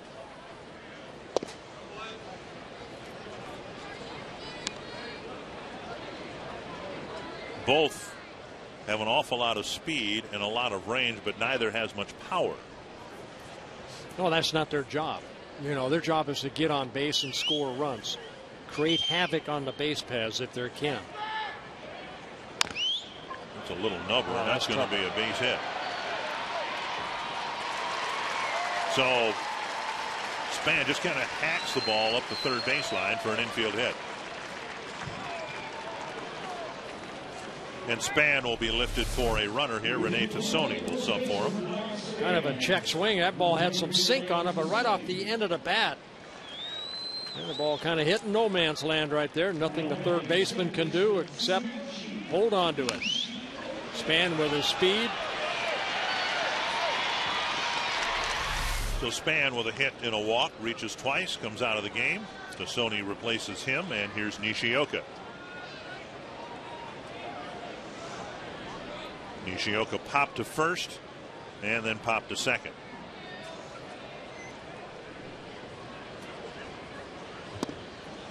Ball 1.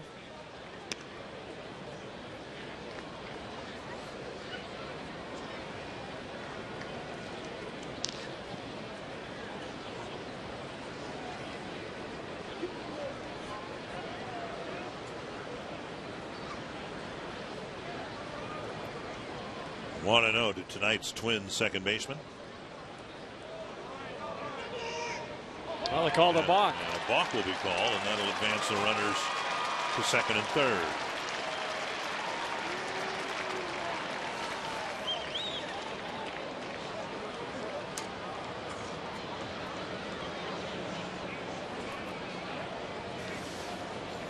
Let's take a look what Inman did right here. He came set.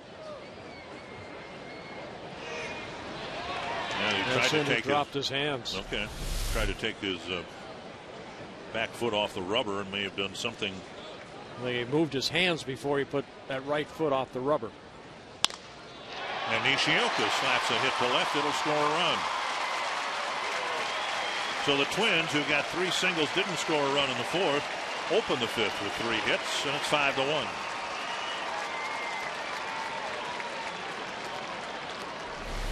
Well, Nishioka at his finest right here. Just watch this pitch. Not a bad pitch, but Nishioka just dropping the barrel of the bat and lining it past the 3rd baseman into left field.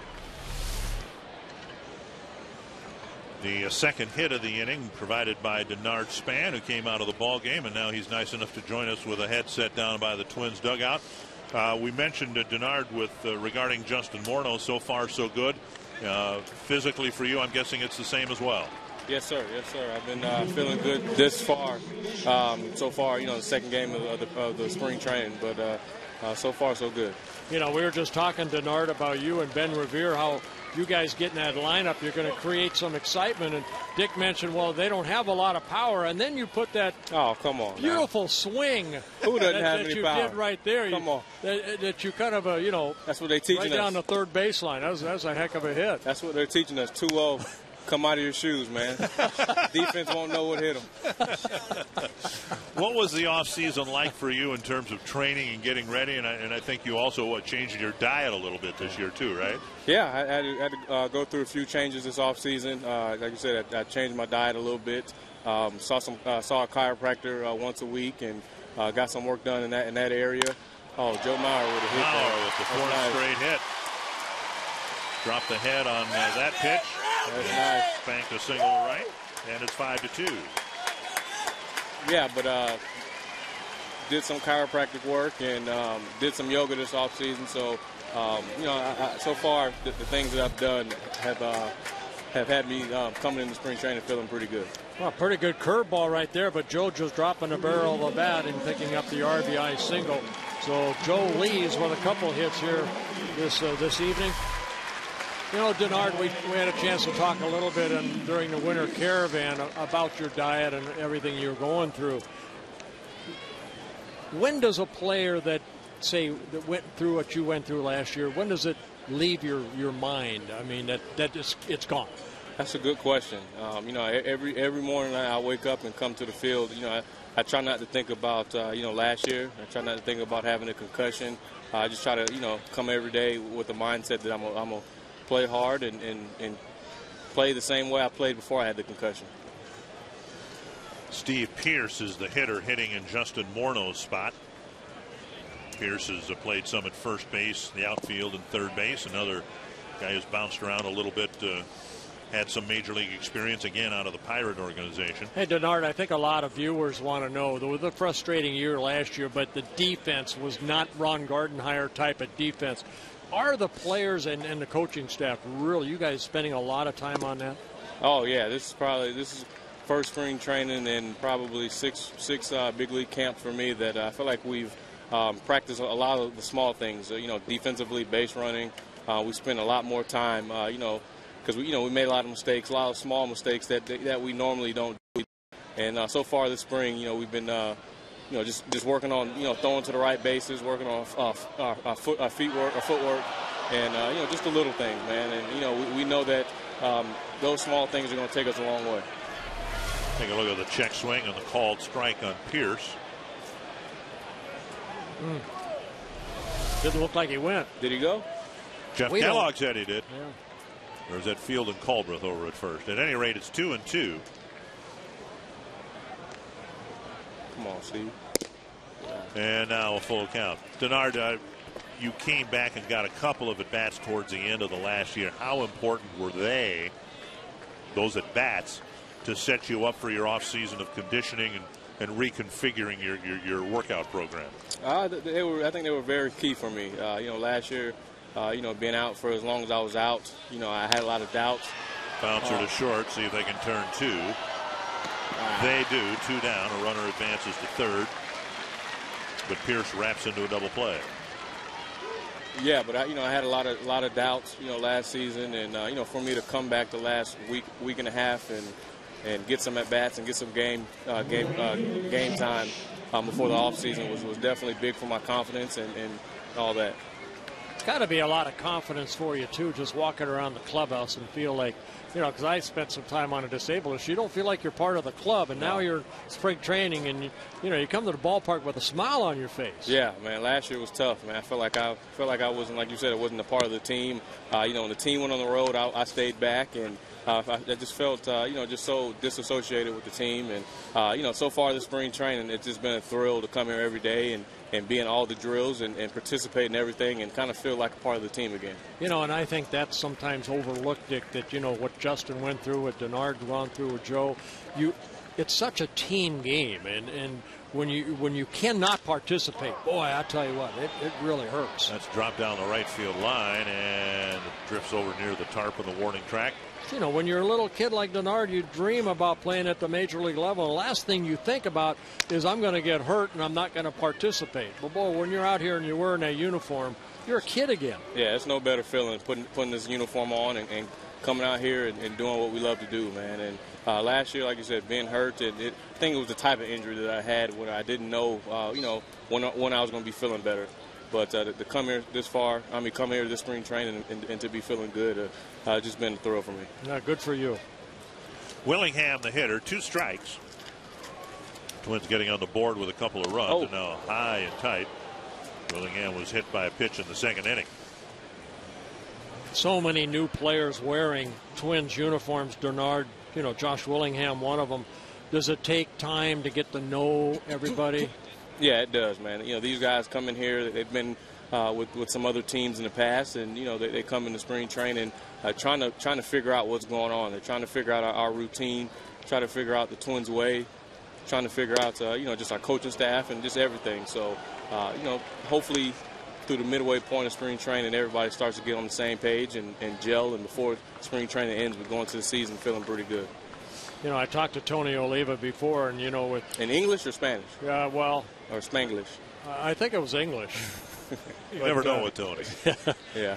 But the importance of just having at-bats in spring training. Last year there was, and you can't put your thumb on one thing, but so many guys were injured last year. To keep you and Justin and Joe get your at-bats, so important in spring training to get ready for the season. Yeah, it is, man. This is spring training so big for all of us here to see pitches and just to get a feel for the game again. Baseball is a sport where you take off a week or two and you lose everything, and it's about getting back into that routine of playing every day and getting a feel for this game again. So getting at bats, that's part of getting ready for spring training. Now we're showing Tony Oliva and Rod Carew right there, two guys that I'm sure you pick their brains as much as you can. Yeah, I try to. Every day I come to the field, I try to get as much information from those guys, because those guys are definitely legends in my book, and Tony should be a Hall of Famer, and yes. you already know Rod is a Hall of Famer, but just two good baseball guys. Trevor Plouffe hitting in Ryan Domit's spot. Willingham lifted for a pinch runner, and Plouffe represents the tying run here. Only one batter's been retired, and that on the double play ball. Plouffe takes low, ball one. Well, Denard, speaking of Rod Carew, I know he's been in camp for a couple of weeks already, and he's spent a lot of time working with you and Ben Revere on bunting. How is that going? It's going pretty good. Every spring training, we set out to bunt 1,000 times this season, but sometimes it doesn't work out that way. But the big thing is that we are working at it and thriving to be better bunters and use that as our game, because we both have speed, and we both know that if we can lay down bunts every now and then, it can change the game. Well, stay with a bunt, because Rod always bunted. I don't think he ever pulled the ball toward first base, where you are one, and I think Ben Revere, same times you'll take the ball with you to first base, where Rod, he'll always lay down that ball down that third baseline. Yeah, I mean, like you said, when you have that weapon of bunting, it brings the whole defense in, and it opens up holes, for when you do swing the bat. So, like you said, we have to be mindful of that and try to do it as much as possible and keep the defense honest. 1-2 to Trevor Plouffe, trying to tie the game with a home run here. Oh. Busted bat and a little dribbler. Foul. Just foul. So the at-bat will continue, but with a different stick. Yeah, that call right there, the home plate umpire's call until the ball goes by the first base bag. And the first baseman came after that ball. Tim Cheetah right there called the ball foul. Take a look right here, right off the end of the bat. Watch the first baseman come in, and where he feels that ball is not the first base umpire's call, it's the home plate umpire's call, and Cheetah called it foul. First and third, 2 runs in for the Twins. All 7 of their hits have been singles. 3 of them in the 4th inning and 4 of them here in the 5th. So it'll be a good time for a little gapper right here. Yeah. Sounds good to me, Bert. High fastball got him. Denard, we thank you for your time. We wish you nothing but the best. Keep it going. I appreciate it, guys. All right.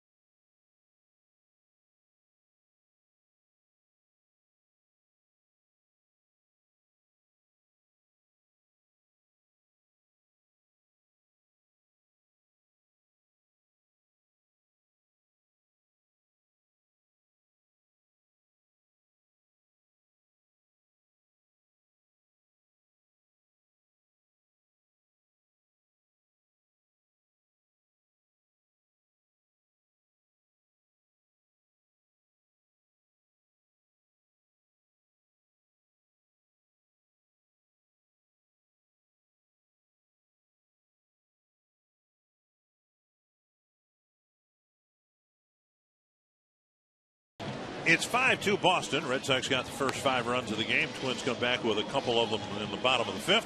Wolves Weekly is your all-access pass to the Minnesota Timberwolves. This week, a spotlight on veteran guard Martell Webster. See how Anthony Tolliver gave back to some local kids. And we'll break down the improved play from Nikola Pekovic. Watch Wolves Weekly tonight, 10 o'clock, only on Fox Sports North. Carlos Gutierrez will come into the ball game. Second appearance of the spring for Gutierrez. Yeah, Gutierrez, when he's on, good sinking fastball, hard slider, and a changeup. And as Gutierrez finishes his warm-up tosses, we're happy to have Josh Willingham joining us now from the Twins dugout. Josh, you knew a Twins organization, of course, playing against them over the last few years. What have you learned about them since putting on their uniform? I would say very organized, number one. You know, everybody's on the same page from starting with Gardy all the way down to, you know, all of us. So I would say that's the number one thing so far. You know, when you get traded, how long does it take you to say, whoa, I'm with a new ball club. Now I have to, you know a little bit more about Minnesota and you know, feel like you belong. It takes time, doesn't it? Yeah, it does. You know, I think developing the relationship is the biggest adjustment because, you know, when you're with a team for a certain amount of time, you know everybody from the owner all the way down to, you know, everybody in the clubhouse assistants. So I think that's the biggest thing is getting to know your teammates, developing relationships with them, and, you know, becoming a team. And I think that's what spring training is for, but that's the biggest thing for me.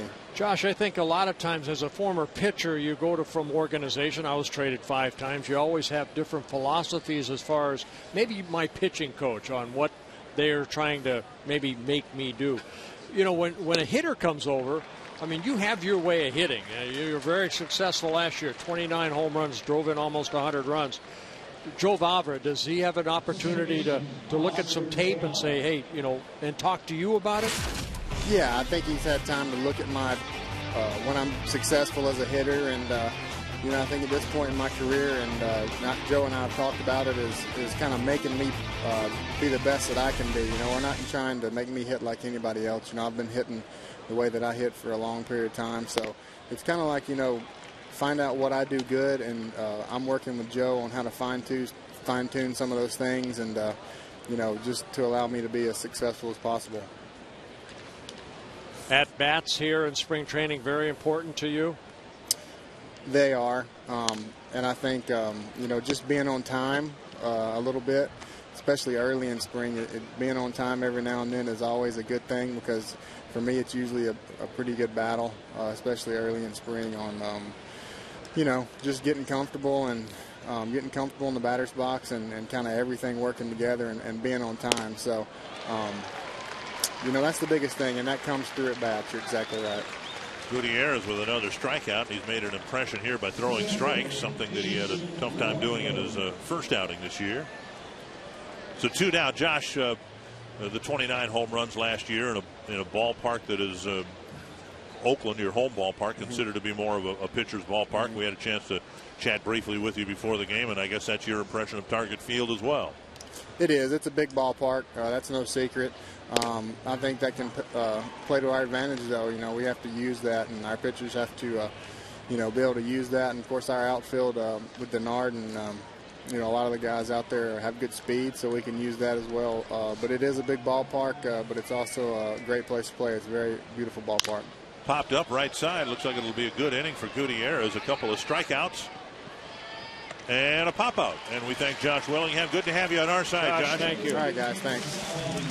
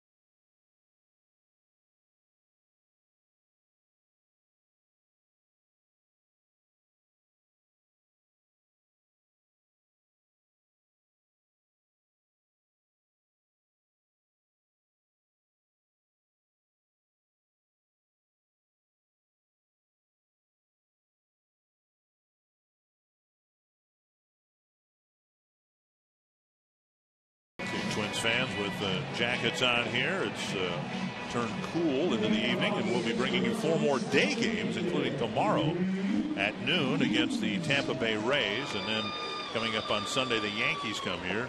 Some of us are going to Lakeland to do the Tiger game, and then the Rays back here on March 26th. I wanted to go to Lakeland.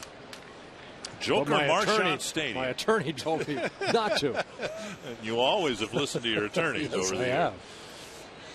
Luke Hughes will lead things off, takes an off-speed pitch over for strike one. Hey, we want to pass along our sympathies to the family and many friends of former Twin Don Mincher, who passed away Sunday evening. Don was a part of the '65 American League champion Minnesota Twins, really bailed the Twins out when Harmon Killebrew got hurt in the middle of that season. Did a great job at first base, hit a home run in his first World Series at bat. And then you said you saw him play. When I grew up in Southern California, I still haven't grown up. When I was out in Southern California during my high school days, Don Mincher was part of the Angel organization. Twins traded him over there for Dean Chance, who had some good years with the Twins. And then Mincher was part of the '69 Seattle Pilots. Ended up getting a World Series ring in the early '70s with the A's, and he passed away after an illness Sunday night. 73 years old. So our condolences go out to the Mincher family.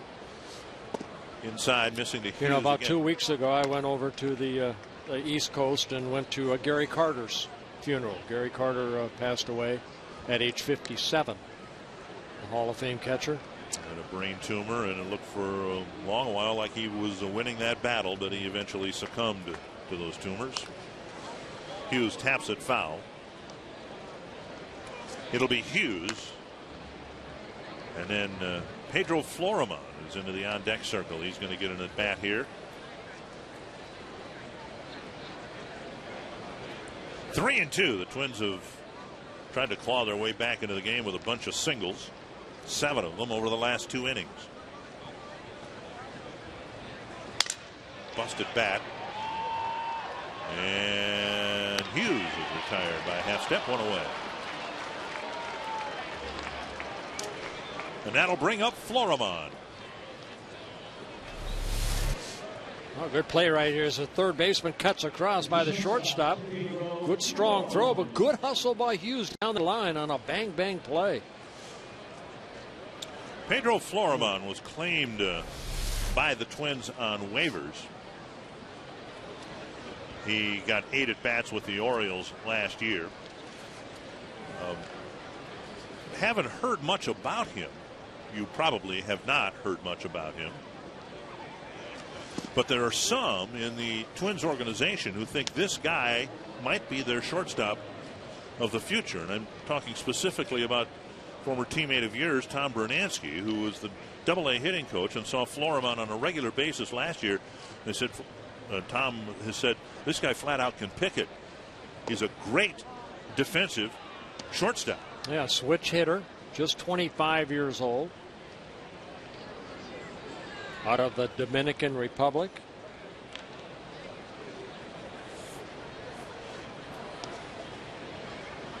Hit .267 at the Double-A level last year with some power, 8 home runs, a lot of strikeouts, but a great arm, and we're kind of intrigued with the notion of maybe seeing that arm here tonight. 2-1.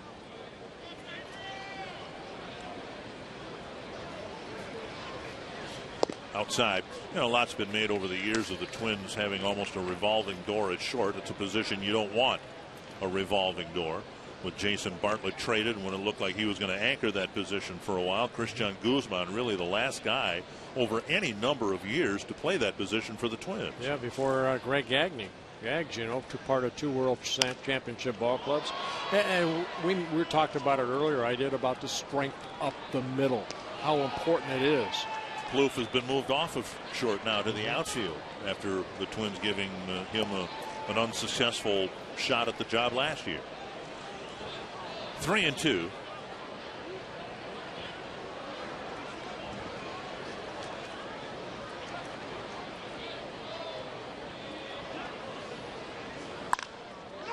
On the ground, and Florimon retired, 1 or 2 down.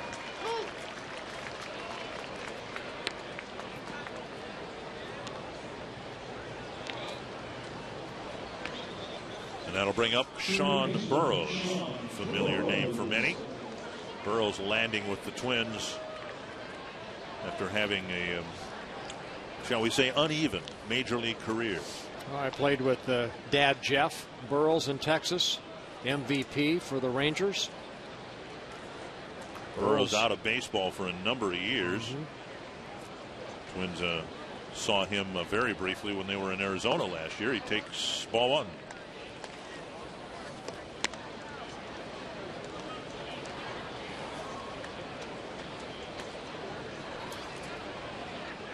Burroughs did not play baseball 2008, 2009, 2010, dealing with some personal issues. Came back, got 78 at bats with the Diamondbacks last year, hit 273. A former #1 pick by the San Diego Padres, 9th overall in the '98 draft. 2-0. And now 3-0. Tassoni on deck.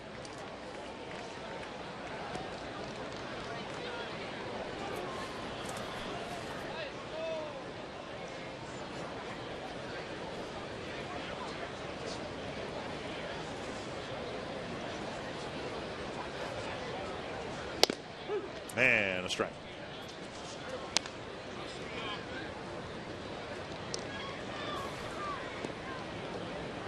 Inman with his second inning of work, having a little bit better time of it here in the 6th than he did in the 5th when he gave up 4 singles and a walk.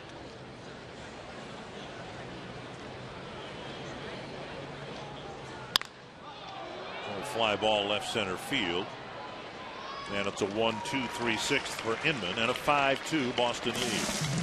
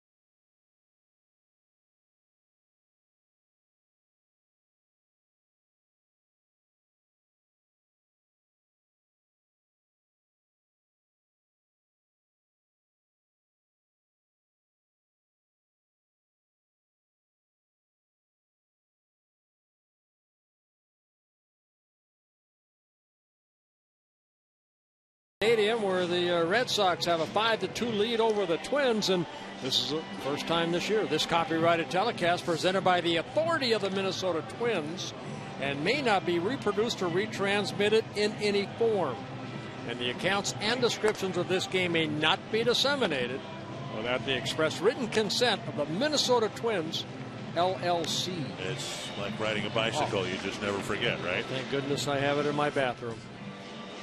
Have it on the wall. Not my bicycle either. Well, here's Deolis Guerra.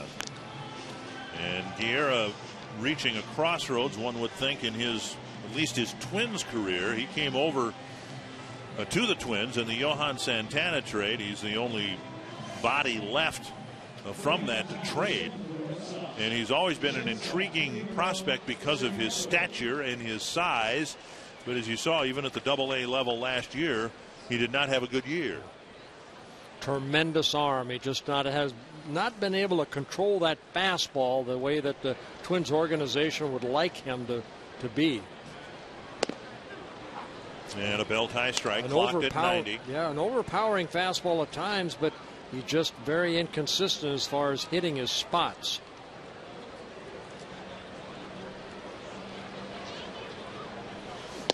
Inside a ball. At no level since the trade has he stepped up and dominated the opposition. Swing and a miss on an off-speed pitch, 1-2.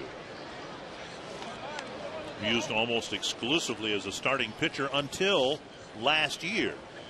And in trying to unlock his potential, the Twins moved him to the bullpen. There's a curve, tapped foul. Yeah, scouting report, a fastball between 88 and 94, the curveball you just saw, and then a very good changeup. Young man, still 22 years old.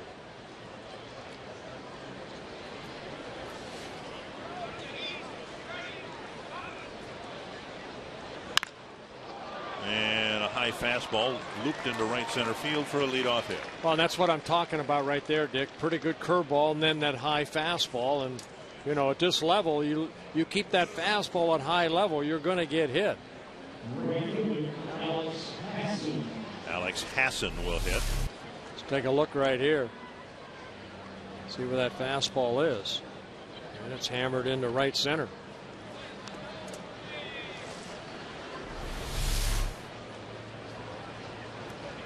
Hassan in for Ryan Sweeney, who went 0 for 3.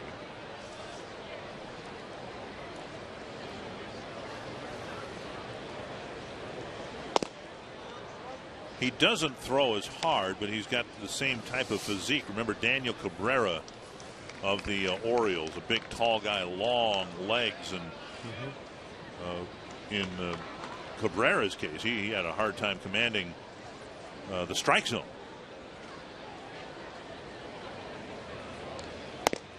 High and tight, 2-0. That really hasn't been that much of an issue for Guerra. In 680 minor league innings, 254 walks. That's not great, but that's not been the downfall for him. Nor has it been home runs. 65 home runs allowed in 680 innings. Runner goes, and the pitch bounced to short. Florimon shows off that arm, slings it over to get Hassan one away. You can follow the Twins with MLB.com @BAT12 for your iPhone, iPad, Android, or BlackBerry. Get spring training scores, stats, highlights, live audio, and more. Text @BAT to 31826 or visit twinsbaseball.com for details. Well, sometimes you look at those numbers, Dick, and it's always not walks and strikeouts. It's always what does he do with that first pitch? You know, what does he do with the second one? Okay, ball one, ball two. Well, you're going to have to come in with a pitch. Curveball. And the throw to third might have gotten by Burrows and hit Iglesias. It looks like that's what happened. As he scampered to third, this young man, this is Chiasso, who stole third base.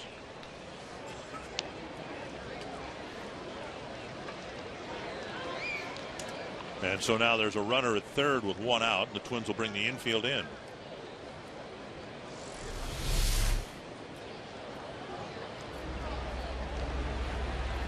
Will Middlebrooks, the hitter.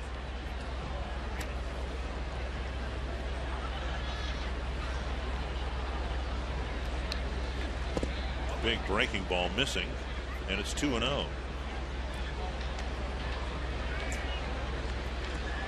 Guerra, 6'5", 245 pounds, from Venezuela. And you mentioned too, Bert, he's been around in this organization for a long time, but still just 22 years of age. Signed very young with the New York Mets back in 2008. Chopped into left field, a base hit, and a run will score. Again, situations like that, you know, I mean, what's the count? 2-0. He has to come in with a pitch, and he gives up the RBI single. Middlebrooks picks up his first hit, picks up an RBI. Lars Anderson will hit.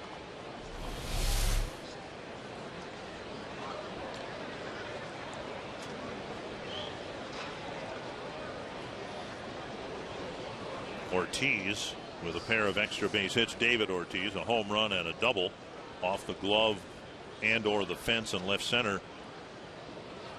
The glove of Trevor Plouffe. Down and away, ball one.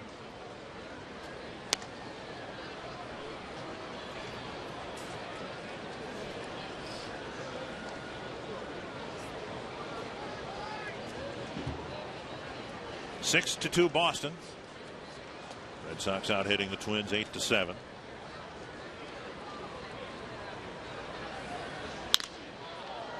Lifted foul down by the Twins bullpen.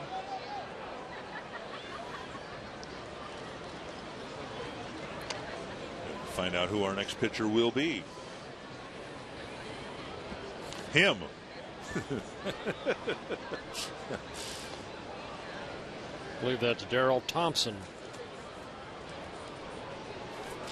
Is that 66 or 68? That's 66. That's Brendan Wise. 1-1 to Anderson. And now 2-1.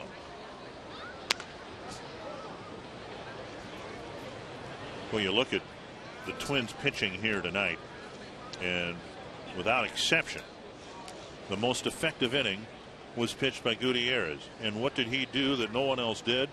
Pound the strike zone. He threw strikes. Anderson squares, takes a strike. Yeah, Liam Hendricks pitched very well. Yeah. 2 very good innings.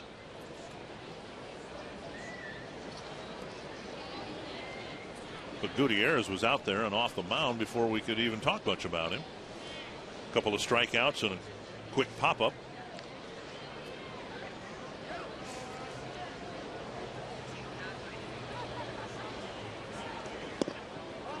Down low, 3-2.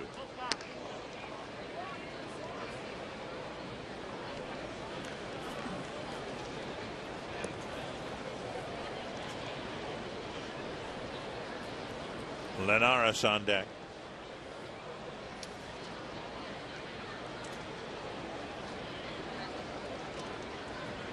Middlebrooks goes, and the pitch is ball 4. So Garrett gives up a couple of hits and a walk to the first 4 batters he faces. And that'll bring up Linares.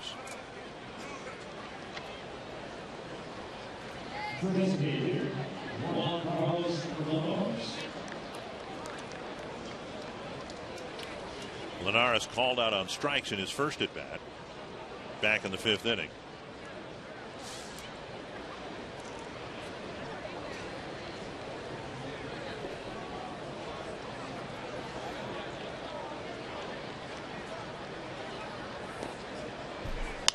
Popped up behind second base. Infield fly rules called for the second out. So 2 down.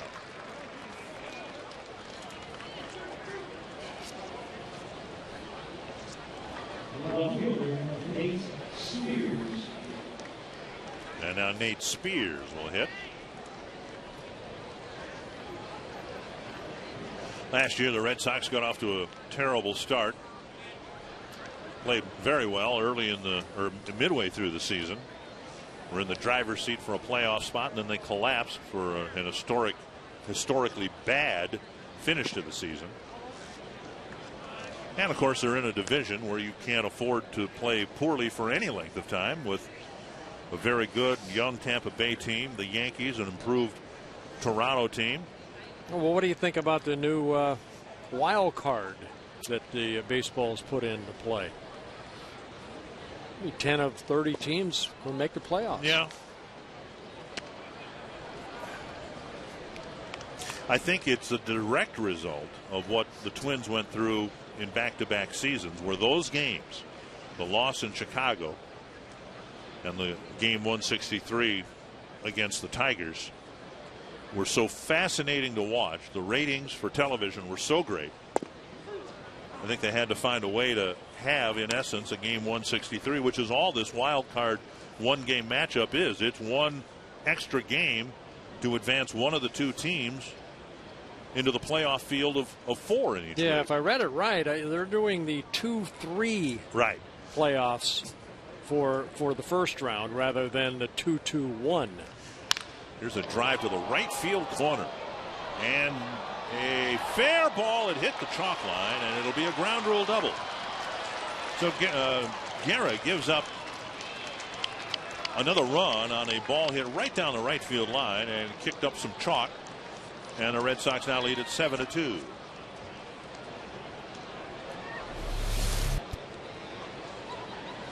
Let's take a look at the pitch right here. Fastball pretty much right there. Good solid swing. And the ball bouncing out of the ballpark, so a ground rule double. So Anderson, who was at first base, has to stop at third. Luis Exposito, the hitter, with 2 men on and 2 out. The main reason that the playoff format has changed in terms of 2-3 rather than 2-2-1. The regular season starting late. In fact, the regular season starting for the Twins on my birthday. There you go, April 6th. The World Series dates were already set, and I believe the last 2 games of the World Series would be in November, as it is right now. So now they're trying to shoehorn this extra playoff game in, and to accommodate that, they're taking away a travel day from the next round of the playoffs. Right. 2 strikes to Daniel Butler is the hitter now. Nice block by Rolfing. What do you think of the wild card matchup? 1 game to advance. I didn't like it when I first heard it, but you know, it's going to create more revenue. A Players Association agreed. I just wonder if there's going to be, what if there is a 1-game playoff between, you know, who's going to be the wild card team? Then what do you do? I think it was thrown in here very quickly to where the schedule was already set, like you mentioned. Hopefully it'll run smoothly. Breaking ball foul back, still 1-2. And again, I just think that the ratings that the Twins White Sox game got a few years ago, and then the next year, the epic game between the Tigers and the Twins, the ratings that those games got a lot of people's attention, and it comes down to dollars and cents and TV ratings. Deep down the left field line, and a 3-run home run, making it a 5-run inning here against Deolis Guerra. On a 1-2 pitch, Butler cranks a 3-run home run.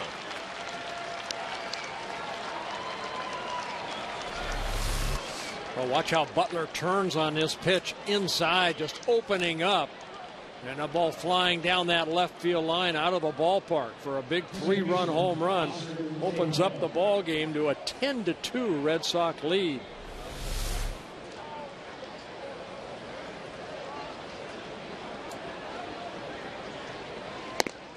Fastball and a swing and a miss. So the Red Sox with a 4-run inning in the second, and now a 5-run 7th.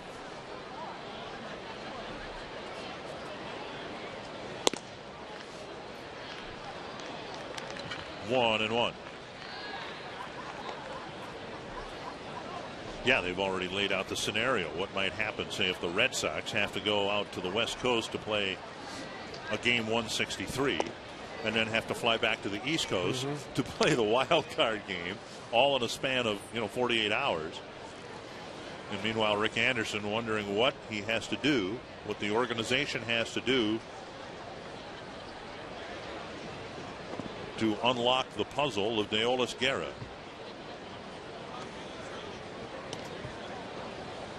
2-2.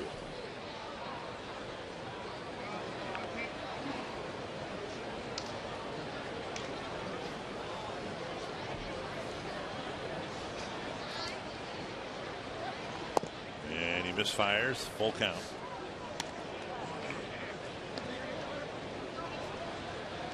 There's Wise. He's warmed up and ready to come in, perhaps after this pitch, if Guerra can't throw it over the plate. driven to right. And a line drive will end the inning. Good inning for the Red Sox, though. A 3-run home run and a 5-run seventh to bust the game open.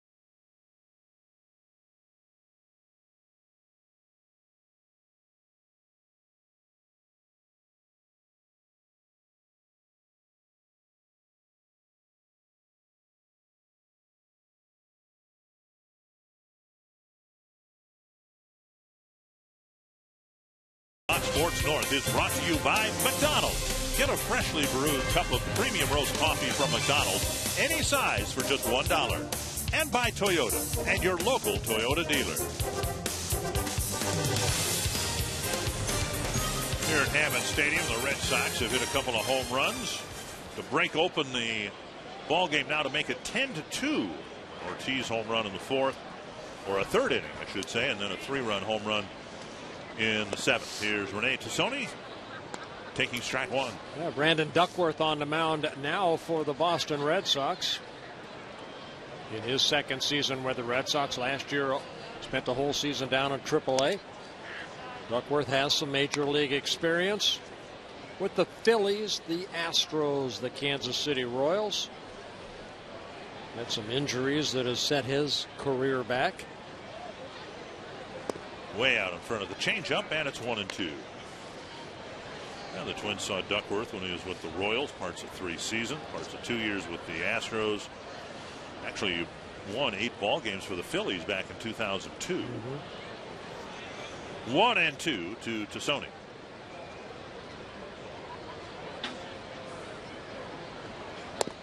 And down the middle, a strike. Strike 3 for the first out of the seventh inning, I should say. Log on to foxsportsnorth.com for Tyler Mason's complete coverage of Minnesota Twins spring training baseball. Glad you're with us for our first of 5 spring training telecasts. You should be encouraged that just about every game the Twins play during the regular season will be televised. Locally here, we will be televising 150. There are 5, perhaps 6 Fox national telecasts that the Twins will be involved with. So just a handful of games won't be on television. Down and away, 2-0. Brian Dinkelman had a chance to play for the Twins last year. He hit over 300. And a little roller, and I mean roller, to second base, 2 down.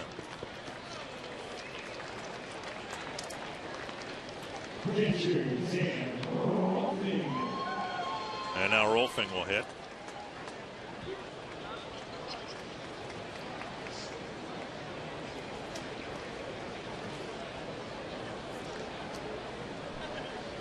Mentioned the 4 teams on the rise in the American League East. Didn't mean to do Buck Showalter's Orioles a disservice, but the Orioles are rebuilding, and that's whom the Twins will play to start the season, starting 1 month from tomorrow.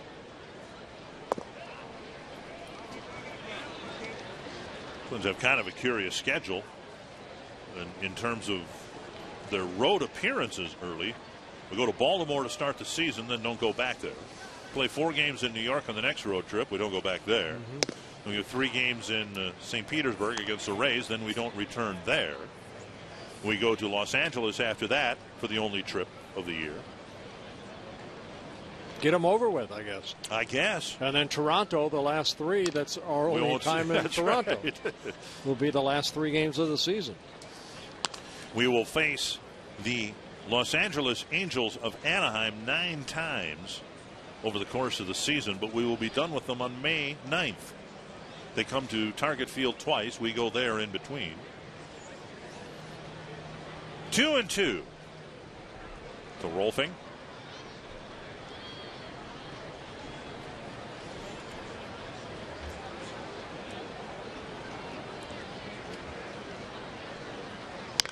It'll pop up behind the plate. And Duckworth has a 1-2-3-7.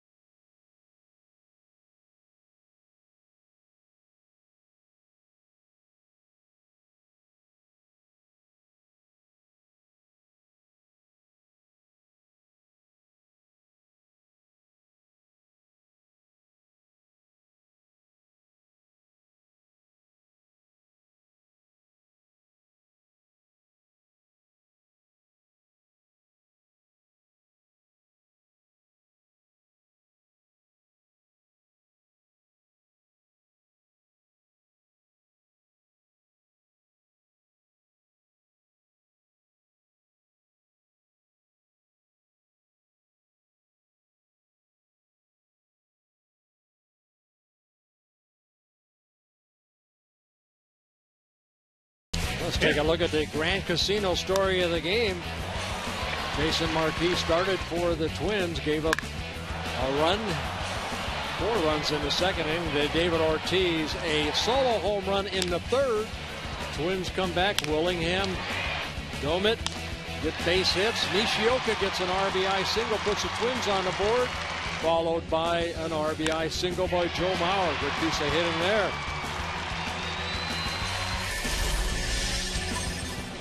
And so now the Twins will take a look at Brendan Wise, who was signed as a free agent out of the Tiger organization.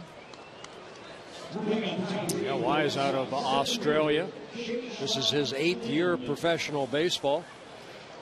Those are his numbers last year in the Tiger organization, like you mentioned, between AA Erie and Toledo. Kind of a side armor, keeps the ball down. And we'll see how he fares here in the Boston 8th inning. A little Linsanity here for the Red Sox. Shea-Swan Lin. And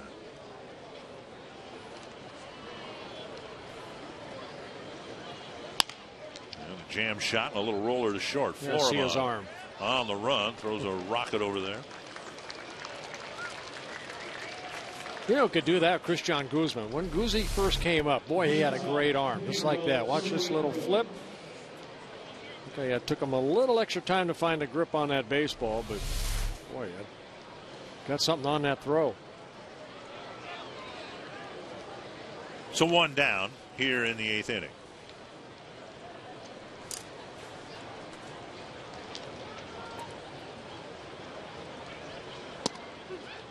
Ziriasso, the hitter for the Red Sox.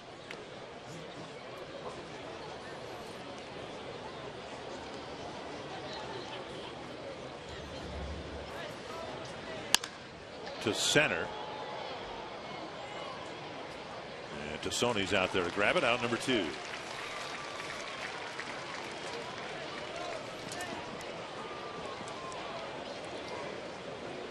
Now Hassan will hit. You know, the thing that Wise has is his delivery is just peculiar enough. It's more of a sidearm delivery, and a lot of guys have pitched a long time in the big leagues with kind of a funky delivery, something that's out of the ordinary. And Wise looks like he's got that, and that might help explain some, at times, very impressive minor league numbers. Now, he's never thrown a pitch in the big leagues yet, but from that third base angle, you can see his delivery. And of course, we all know Pat Neshek for about a year and a half was about as good a setup guy as there was in the American League before his arm got hurt. I think, Dick, hitters are taught to look for the ball out of, say, the hat, like Rod Caruso. They always look to the bill of the hat, and all of a sudden, you have someone like a Kent DeCalvey or a Dan Quisenberry that, went from underneath or at different angle. It is a little sometimes hard to pick up. Looks like he hides the ball well right in there.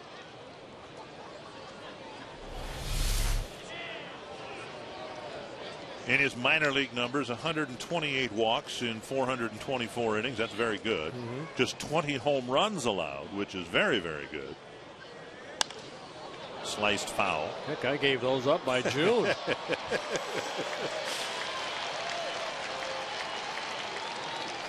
Tip of the hat.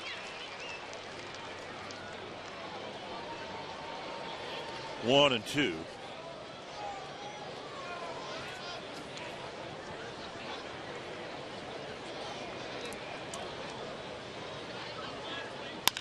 And a tapper to third. Nice dig at first. And a good inning for Brendan Wise.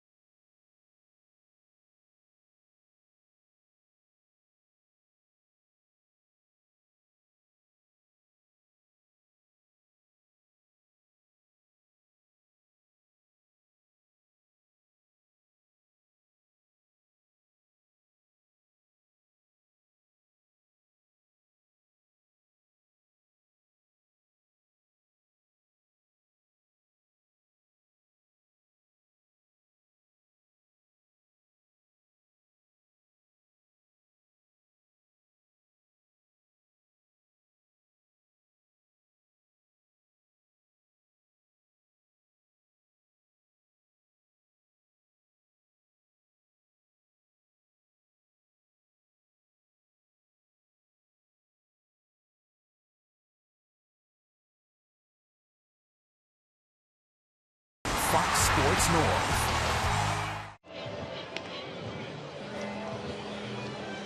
Ten to 2 Boston. Twins came into the game with a 2-1 mark in Grapefruit League play. If you're out and about this week, stop by one of the Twins pro shops in Apple Valley, Roseville, or Minnetonka. If you're downtown, the Majestic Athletic Clubhouse right there at Target Field. Get set up for the season with Twins gear. Shirts, sweatshirts, jackets, caps. Great selections at 4 convenient locations. Steve Pearce leading things off for the Twins in the bottom of the 8th. Ball 1.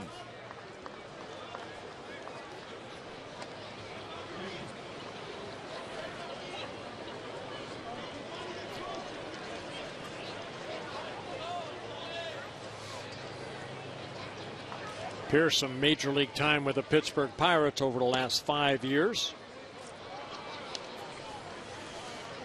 Bert Blyleven and Dick Bramer, glad you're with us. We're at Hammond Stadium in Fort Myers, Florida. Beautiful night for baseball, but Jason Marquis struggled with his command in his 2 innings of work to start the ball game. And the Twins didn't take advantage of Clay Buchholz's erratic control early in the ball game. 4 runs for the Red Sox in the second. A couple of home runs since for Boston, including a 3-run home run in the 7th against Deolis Guerra, who was charged with 5 runs. A strike, 3-1. The pertinent things about tonight's game, though, involve Joe Mauer, who got a couple of hits early in the ball game with a big pop-up behind third base. 1 down. Justin Morneau went hitless. Denard Span walked and singled. We are on the air again tomorrow. We don't expect Mauer or Morneau, or for that matter Span, to make the trip. The camp is too full to ask players at this point of the season to play in back-to-back games.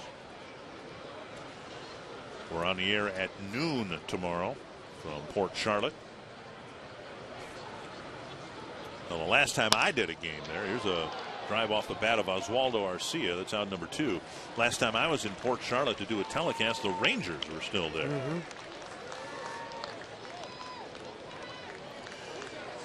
2 down, and here's Trevor Plouffe.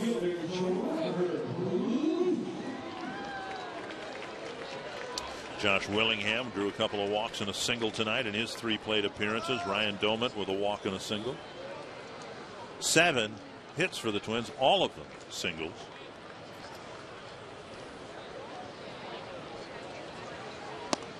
Strike 1. Plouffe entered the game in left field, replacing Doumit. Curve over for a strike. 2 strikes.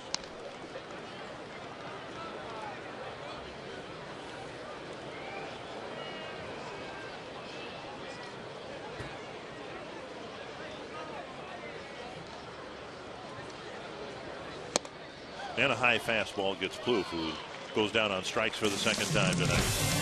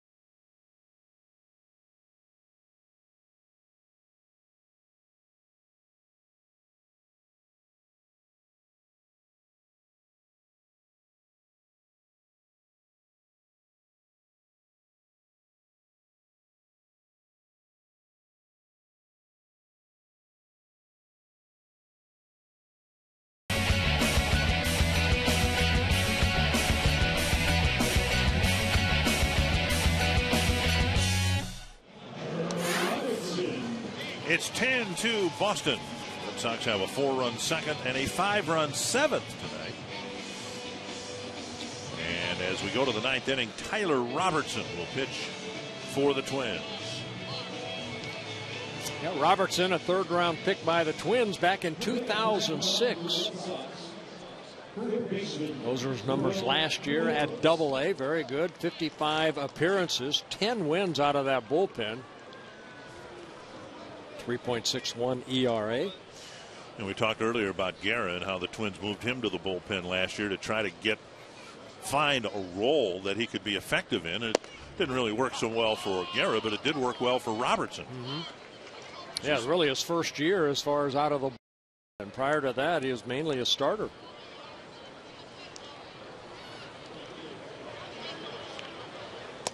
One and one.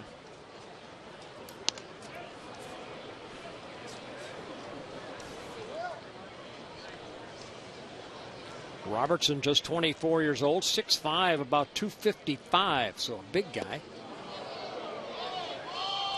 Fastball that can hit low 90, hard slider, curveball, and a changeup.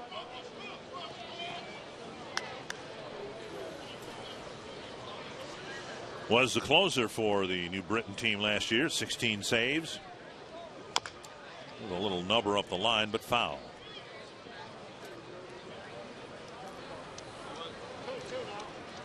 Twins really struggled with their relief corps last year, the worst bullpen ERA in Major League Baseball, and that is so anti-Twins. One of the reasons this team has had an extended run of success is because the bullpen's been pretty reliable for all of those years, and it was hardly that last year. Oy. Solid rocket up the middle and a base hit to start the ninth inning against Robertson.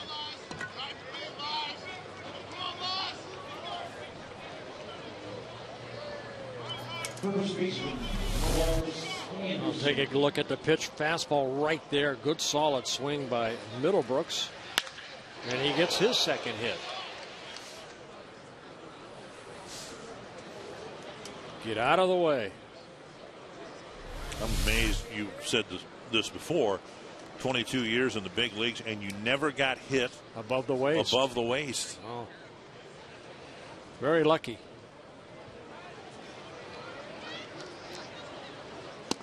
Anderson takes a strike. I'm not saying some of them probably nicked my ear, but never actually hit me. How about A.J. Burnett with the Yankees? Man. He goes over to Pittsburgh working on bunting, bunts a ball into his right eye, and he gets surgery. Could miss 2 or 3 months. Orbital fracture around the eye socket, I guess, and of course you see that, and the first thing you think is, well, this guy hasn't practiced bunting much at all in his time with Toronto and then with New York. Was with the Marlins before that, but big swing and a miss. Good hard slider there. Robertson gets a strikeout.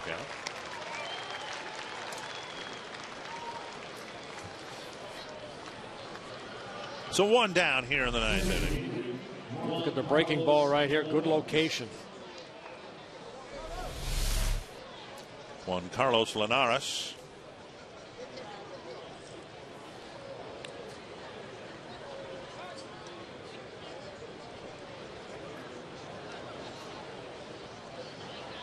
I mentioned 4 more telecasts this year, but this is our only telecast with the Red Sox, so maybe we ought to bring fans up to date. There is no more Mayor's Cup. No, Ron Gardenhire says he has it up in a cabin in Minnesota, and he's not bringing it back. Well, my goodness, there was so much to play for. Well, Gardy has it, so the Twins win. There's a schedule right there. Tomorrow against the Rays down in Port Charlotte. Then the Yankees on Sunday, and then March 21st in Detroit and in Lakeland. Well, the Tigers hit 6 home runs in their spring training debut. Get them out of the way.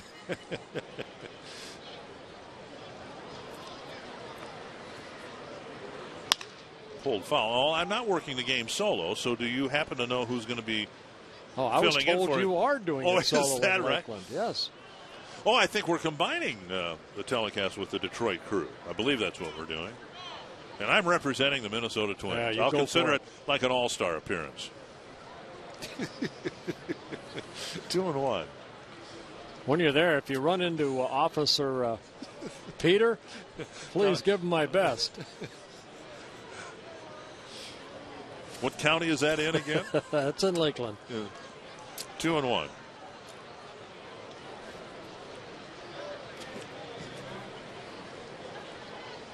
None of it matters, of course, until April 6th in Baltimore. A high chopper. Turn it.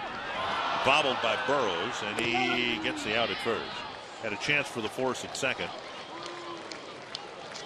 and instead got the out at first. Well, Burrows obviously realizes he needs to make this play at second base. Yeah, just lost the grip of the baseball, but alertly bare hands it and then does get the out at first base.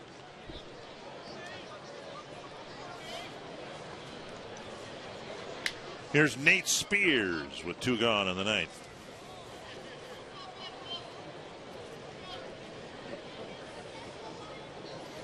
Your children are in the booth. You realize that they must have run out of money. They're going to wheel me back to the car, I think. Eric and Hannah in here just to give Dad some moral support. Trouble. That's trouble. Right.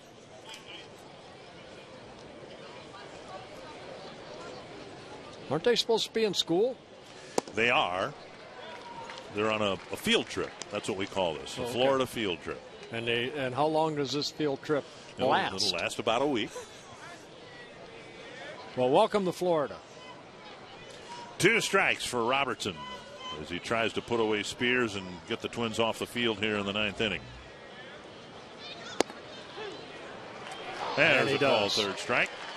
So Robertson pitches around a leadoff single, and the Twins have a lot of coming back to do in the bottom of the 9th.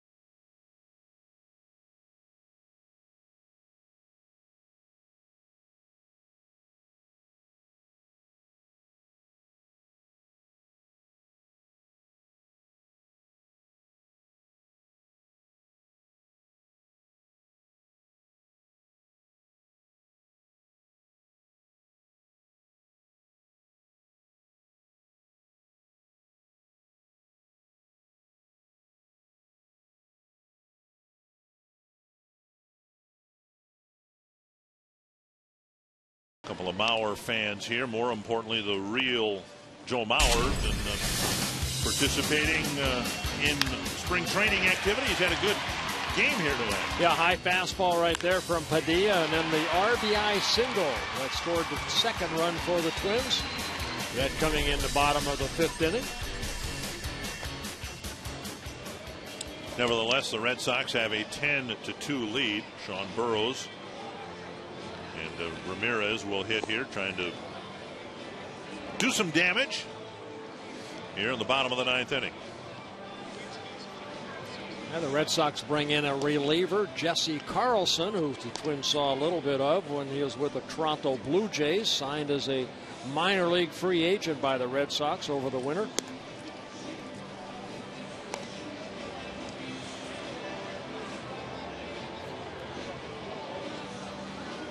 Carlson will sling his pitches first to Wilkin Ramirez, signed as a free agent. Ramirez a little bit of major league time with the Tigers, 11 at bats a few years ago, 26 at bats with the Braves last year.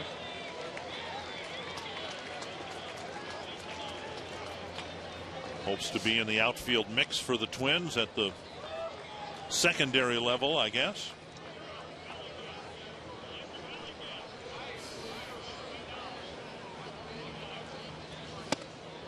And a fastball inside.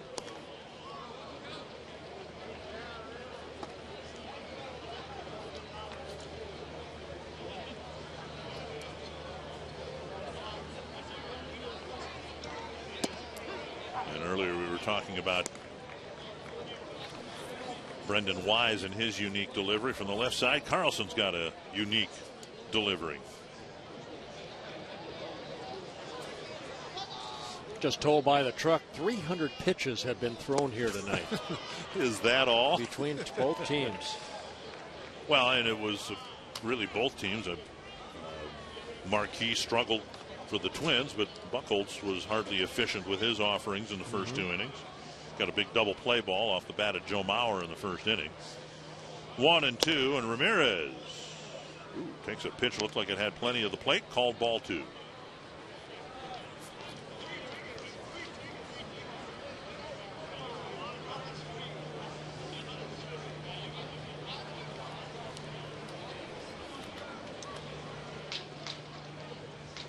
And now 3-2.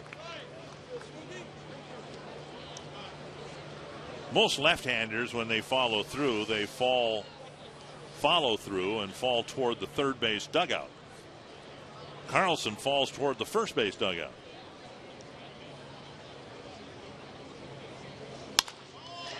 Lifted to right field for the first out. He falls that way, Dick, because watch where his release point is. His shoulder stays in, and that's the follow through right there. That looks like that would hurt. Here's Florimon, second at bat for the Twins shortstop prospect. Hit a bouncer to short his first time up. We saw him hit from the left side before. Now he'll hit from the right side, and he takes a strike at the knees.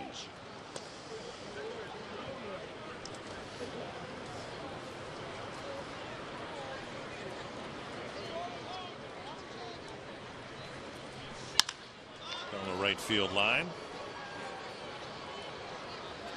And Florimon retired. 2 away.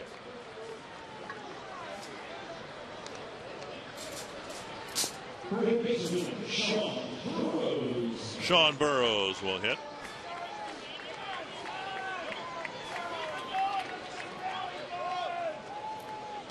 Burroughs with a fly to left his first time up.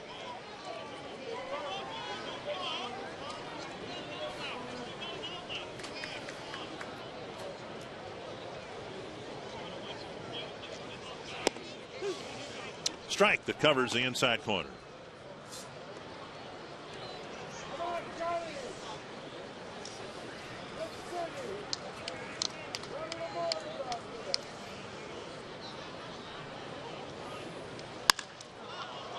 Lifted to left center. 3 fly ball outs end the game.